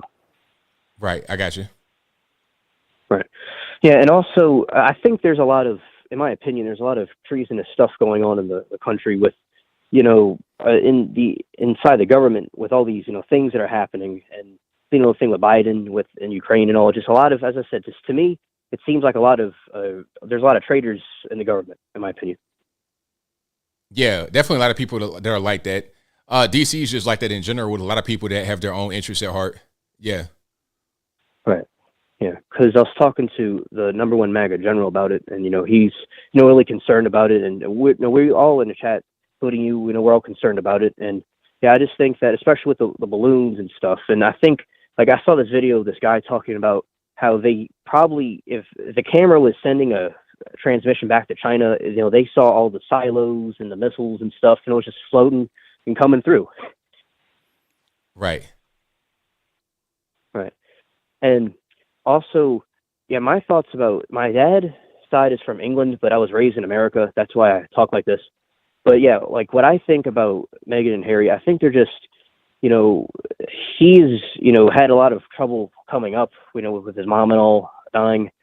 And he seemed like he was receptive to someone like her. And he's just, probably not that mature. And I think that definitely, they're not all there upstairs, and they definitely, like the attention, and they do the opposite. Like they say something, but they do the opposite of what they say. That's what it seems like to me, for sure. I definitely see that. Right. And I think South Park did a good job, and it's good to have freedom of speech and to say those things, and I'm really interested in that stuff, from my dad's side, and my grandfather in England, he looks a lot like Prince Harry when he was younger. I think that's pretty cool. That's interesting. Probably might be a little related down the line. Who knows? Right. They had a lot of, they had a lot of ladies in the past, the different people. I look similar to, I resemble her, the Queen, when she was younger, and a guy version, and also her father. And also they had this thing, like when the Queen was alive, when people could write letters to her, and one of the ladies in waiting would respond to people. Okay. And yeah, and I wrote one of them, and I wrote her, and I told her about myself, and I sent her a picture of me and told her about the the resemblance, and I liked her and all, and I got a response, and it was the lady in waiting, Susan Hussey, that got canceled, and she was very nice. Very interesting, man. Well, I got a few more calls I'm gonna get to. Thank you for your calls always, man. Definitely appreciate you. Okay. Goodbye. All right. Shout out to my man for the call. You guys are fantastic. Let's keep on going here. The number to call, 434-658-1220. All righty, Les, what's happening? Hey, ABL, how are you? Everything's all good. About yourself? Good. Just here relaxing. So in the news of the state of Illinois, we're looking at 30-degree weather with some rain, and it's cold, to be honest with you. It's weird. Yeah, it's hot down here. It's like 80 degrees. It's like 80 degrees right now as I'm speaking to you. It's crazy. I know, when you said that, I was like, no way. And I was like, well, man, I love the cold. ABL is my favorite time of the year, but I think I'm getting a little tired. I want to, retire it at least for I don't know, maybe a good 3 to 4 months. I hear you, for sure. So I wanted to make just some quick comments here. First of all, great show, ABL. When you put Dylan up on the screen, since I keep the Little Patriots, of course, I try to preserve their youth as much as I can and their innocence. They looked at the screen and they're like, what the heck is that? I couldn't stop laughing. I was like, that's some guy that's just, cuckoo, He's confused. And I'm sorry? He's confused. Yeah, and they're just like, you should have seen their faces. It was priceless, ABL, especially with him in a dress. It was out of this world priceless, like at their age, 7, 9, and 11, you can tell right away. They were just like, this is not right, for sure. But no, shout out to Matt Walsh and to you and all the other conservative all the conservatives out there that are reporting on this. It's mad crazy. Like I said, if you want to do what you want to do in your life, by all means, you have the right to do whatever you please, but don't try to force us into this like la fantasy world that you're living in your head, because then that's between you and yourself. Like, it has nothing to do with anybody else. So at that point on, it's all up for grabs. I mean, it's kind of like how I like to say, game on. I mean, you put yourself out there, you best believe you're going to be getting some type of feedback, whether it's positive or negative, but that's just the way it goes in this country, at least, right? Because we have our freedom of speech, right? That's right. And I wanted to also comment on the, what was that thing? I'll talk about Donald Trump real quick. Kudos to President Trump, our 45th, the best modern day president of history, for going out there. Again, it definitely goes ahead and speaks to the nation in very loud volume in regards to the differences between the two administrations. You have President Trump's administration that it was always America first. And then you have Biden and his administration that obviously speaks volumes when they come down to who we are in their eyes, which is America last. You made a great point. What was he doing out there with Zelensky? Only God knows, right? Trying to get some more money for Hunter Biden. I don't know. We don't know. Maybe another 10, maybe 15% for the big guy. We don't know. That's right. That, and I wanted to comment on the what was that thing? ABL. I don't know. Can you just and did you hear anything about DeSantis saying he was gonna run or not yet? Not yet. Okay, so I don't know if you heard, but he was actually in Illinois. I believe this was like 3 days ago. He was he had a speech out here with a law enforcement department. And to me, ABL, that struck me as odd, okay? Because I was like, what the heck is Governor DeSantis of Florida doing out here in Illinois? I get it, he wants to spread, his message of a good education system and basically what he represents in Florida, but what is he doing all the way out here in Illinois? In Illinois, out of all states, ABL, Illinois, isn't that interesting? Oh yeah, I mean he's probably getting himself ready, and just making his rounds. If it happens, I'm going to give it to you, but ABL, I'm going to say you were right. I give that one to you, okay? So you were right. That one. Oh, really quickly. The whole Aunt Jemima thing. So, to me, it just speaks of the minority, especially the swamp, how they're trying to get rid of the accomplishments from the Black community, right? And one of the commenters that we have, shout out to Boom Boom, he was like, oh, you better watch out because they're going to come after you guys next. And I was like, not in the Latino community. Remember, ABL, they tried to do that with Goya. Oh, yeah, that didn't work at all. It didn't work. ABL, the Latino community was not having that. We use Goya for everything. The adobo Goya seasoning, the Chipotle sauce, ABL, we breathe, eat, think, and we dream about Goya. It's not going to happen ever. But I wanted to just go ahead and say those few comments. Thank you so much again. We wish you a wonderful night, ABL. God bless you. We'll see you Saturday. And God bless the chat. And the little pages on say good night. Good night. Good night, y'all. Thank y'all. Take care, ABL. Bye-bye. All right. Great call as always. Fantastic. Yeah, that whole Goya thing did not work. I remember that. That was hilarious. It's like, no. I won't. I don't even know how. I don't even know how they were trying to cancel Goya. I don't even know what that was. What was that even about? I don't even remember. But that didn't work. It's like, no, we're not going to cancel Goya. You're not going to do it. Who am I speaking to? 317, you're on the line? Hi, not a first-time caller. I was wondering about this thing that I think is a little bit strange. Netflix, actually 1 year ago, there's this movie called White Noise, where a train crashed into like a semi, and it was a toxic thing, just like what happened now. And the strangest thing about it is not only did that happen in the movie, which I'm watching tonight, but it also happened in the movie in New Palestine. And when they filmed it in New Palestine in real life. And now it just happened in real life. What do you think of that? I think it's a crazy coincidence. I'm not sure if it was a planned thing or not. But if it was just a happenstance, it's just like almost unimaginable. It's like, what are the odds of that happening? And I was reading about that actually. And people that were in the movie were affected by the real accident in real life because they filmed that in Ohio, and then people that lived there in Ohio were extras in the movie. So they were in the movie playing out a fictional occurrence, quote unquote fictional occurrence, and then it actually happens. Now, one thing I will say, a reason why it could have just been a coincidence is because these kind of things happen. These train derailments happen. There's not always a toxic event that happens, which is crazy because how would they be able to get that part in the movie? But you always have these derailments, and a lot of times they happen in kind of like small rural areas, small towns. Nobody really cares because it didn't make the mainstream media. This one made the mainstream media. And as you can see, people in the administration still don't care. So it doesn't really get that much coverage the way it should.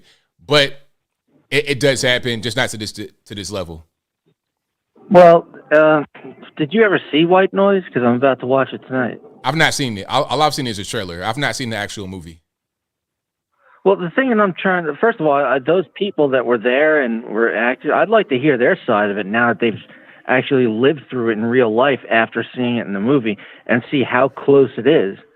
And at the same time, I mean, there was another train that derailed. I think it was within 2 weeks of this one. And then what was that other one? There were like 97 food processing plants that got set on fire last year. And there are all these, it's like, well, how many coincidences have to happen before I stop, believing that they're all coincidences? I mean, it just seems like, is that really an accident when it matches that much? All of them? I mean, I understand. I understand where you're coming from. Well, okay. Well, where do you draw the line? I mean, I don't like. If I'm gonna believe that it's not a coincidence, I need to see evidence that it's not. So I don't really know what to think. I just think that it's pretty crazy. But I don't really know anything beyond that because I don't see any evidence of anything to the contrary. Okay. I'm going to watch it tonight and then do a lot of research on this stuff. I hope that no one starts getting cancer or any type of other stuff from these chemicals because whether they're radioactive or not, I did a research project on this in college where they have this thing where a chemical plant used to make chemicals for other corporations. They end up with waste products, but they bury them in these barrels. And those barrels over decades leak and pollute the land. And then workers there who are building new things get sick. And it's like, well, I thought you did everything you're supposed to. They did, and it still wasn't enough because some of those chemicals are so toxic and so pretty much impossible to get rid of. And you can't just wash them down the drain or dump them in the ground. Right. Yeah, it's terrible, but I hope nothing really bad happens about this. What do you have to say about that pistol brace ruling thing about how the ATF said, oh yeah, you're allowed to have those are legal, let 40 million of them be sold at least, changing their mind back and forth twice, maybe 4 times while being sued, and now it goes, oh no, you're not allowed to have that, now we changed our mind, that's part of the NFA, and you're a felon if you don't do NFA paperwork. What do you think of that? It's so dumb because I mean, like it's like being the Indian giver in a way because okay, you say I can have it, then all of a sudden I can't have it, and if I don't go talk to you guys about it and register it as X, Y, and Z, then I'm a felon. It doesn't make any sense at all. People are not even going to be aware of the rule change because you could just go to the store and buy them like that. They have them in the store. 10-inch barrel with a stock on it, or excuse me, a brace on it that we knew was pretty much a stock. If you go to the store and buy it like that legally, then all of a sudden they say, oh, that's not legal anymore. That's completely dumb. I don't see how they can enforce a rule, what they call ex post facto, after the fact. You want to make it legal, then make it illegal. It's silly. It's dumb. Well, I think it's called entrapment. When they initiate the crime, they say, "Hey, you're allowed to do that," and then go, you did that. That's it. You're under arrest. It's like, wait, you can't do this. You just gave 40 million people permission, and they all buy them, and now after they buy them, you arrest them for it. This was under your permission. That's entrapment. I think that's like ridiculous. They're getting sued by several, what do you call them, like gun rights activist organizations. Yeah, as they should. There's supposed to be a ruling within like a month or two. Well, we're going to see. U.S. Supreme Court. Yeah, it should go to the Supreme Court, and I think that we have, got to thank Trump for that. We have a conservative Supreme Court, and I think they will rule on the side of the gun owners because it's not their fault that they were told something is legal, then all of a sudden it's not legal anymore. And then, as far as I know, like, isn't that something you got to pay for? Like, if you want to get the federal government involved, yeah, $200. So to have an NFA item. Right. Okay. And do the passport photos and prints. Yeah. So and wait for approval. And if they say no, then you can't have it. And they don't even have to have a reason. Or if they change their mind later on, someone calls on you, makes a fake thing, and they want to take it away, they can take it away for any reason or no reason. Yeah, that's totally crazy, unlawful, ridiculous. It shouldn't happen. And people are just not going to report it. They're not going to talk about their gun at all. And really what's going to happen is, you see what guys were doing. They were buying their guns and putting the brace on it, or buying the gun with the brace, little 10-inch barrel, whatever, with the brace. Now guys are just going to buy the 10-inch barrel and put a brace on it. Just say, forget it. I'm going to just do it all the way how I would normally do it with a regular rifle, with a regular carbine. I'll put it on the back of my 10-inch little AR pistol and just have that be that, and dare them to come catch them. You're creating criminals unnecessarily for no reason, because rifles are not the things that are involved with most gun crime. With actual gun crime on the street is handguns, like regular Glock pistols. Well, so it's like, what's the point in even doing it? It's a dumb thing to do. It's silly. It's dumb. Well, they say that they know that, but they're doing it to either get a list of a lot of people who have those, or to just make any excuse to arrest anyone that they don't, they don't like or have a political agenda against. That way they can have an excuse to go after them, which is why they waited until tens of millions of them were sold. And they go, a lot of people have them. Oh, that's a lot of excuses to arrest a lot of people. There, now we have it. Now we can just do whatever we want. So people have seen this, and they're sort of standing up against it.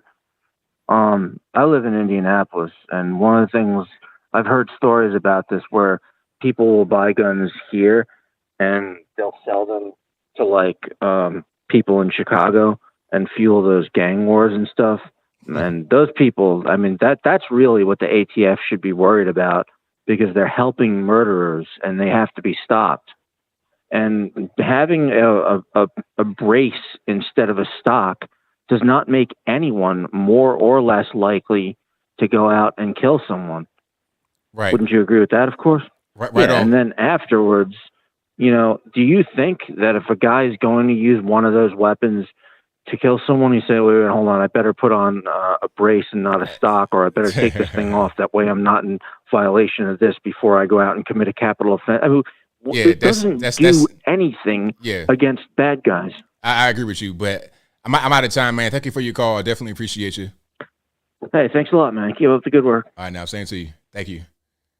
All right, that'll be a wrap for me. I'm at the very end of my show. Thank y'all for joining. If you couldn't get on tonight, do not blame me. Blame the white man. It's not my fault. But you guys have been great, as always.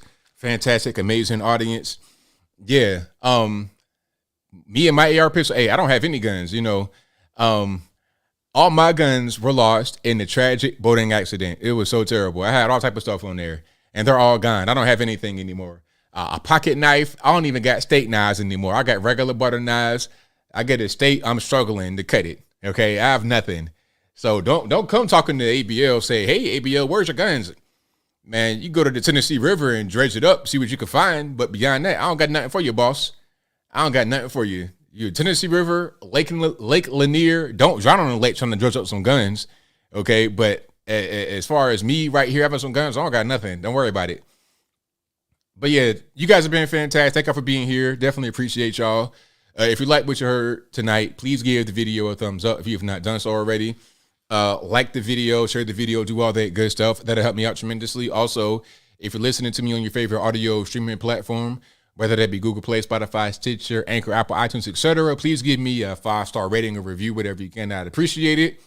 We got super chats on. I can read those real quick, then wrap it on up, put the bow on the top. Thank the mods for doing what they do, keeping the chat nice and in check, all the trolls and all the nut jobs out the way. I appreciate y'all for your service. And if you've just been watching, retweeting, super chatting, whatever, thank you, thank you, thank you. I could not do this show without you. You guys make me possible. All right, so let's go ahead and get rocking. Thank you to Triad, who says, "You're the best, brother. I don't care what Greta says." Thank you for that. Thank you to Heir to the Ron, who says, "Uranium fire in Tennessee. Be safe, ABL." Yeah, I heard about that uranium fire. Where is that anyway? Let me see. Oak Ridge. Where is that at? I'm gonna try to find that right quick. I think I know kind of where that's at. Oh, that's like up close to Virginia. That's kind of far away from me. That's like probably about 3 hours away. That's closer to Knoxville. Actually, that's not 3 hours away. That's actually pretty close. That's probably about an hour and a half, 2 hours. Okay. Yeah, that's about an hour and a half away. Right up 75. Right by Knoxville. So not that far away. But yeah, I don't think it's necessarily a big danger. But I could be wrong. Hopefully it's not a big danger. But yeah, that's kind of far from me. Thank you to Charles Turner Jr., who says, "Our incompetent and incontinent grandpa-in-chief is only concerned with taking care of his son's business dealings." There you go. You right on it. He also says, "I say we look more beyond the left-right paradigm. There are plenty of people on the right, quote-unquote, such as neocons and rhinos, who are not fighting for the country's best interests. Take it with a grain of salt." I'm with you, man. Very good words. But that will be a wrap for me. You guys have been great. And until next time, y'all be safe. I'm out. And peace.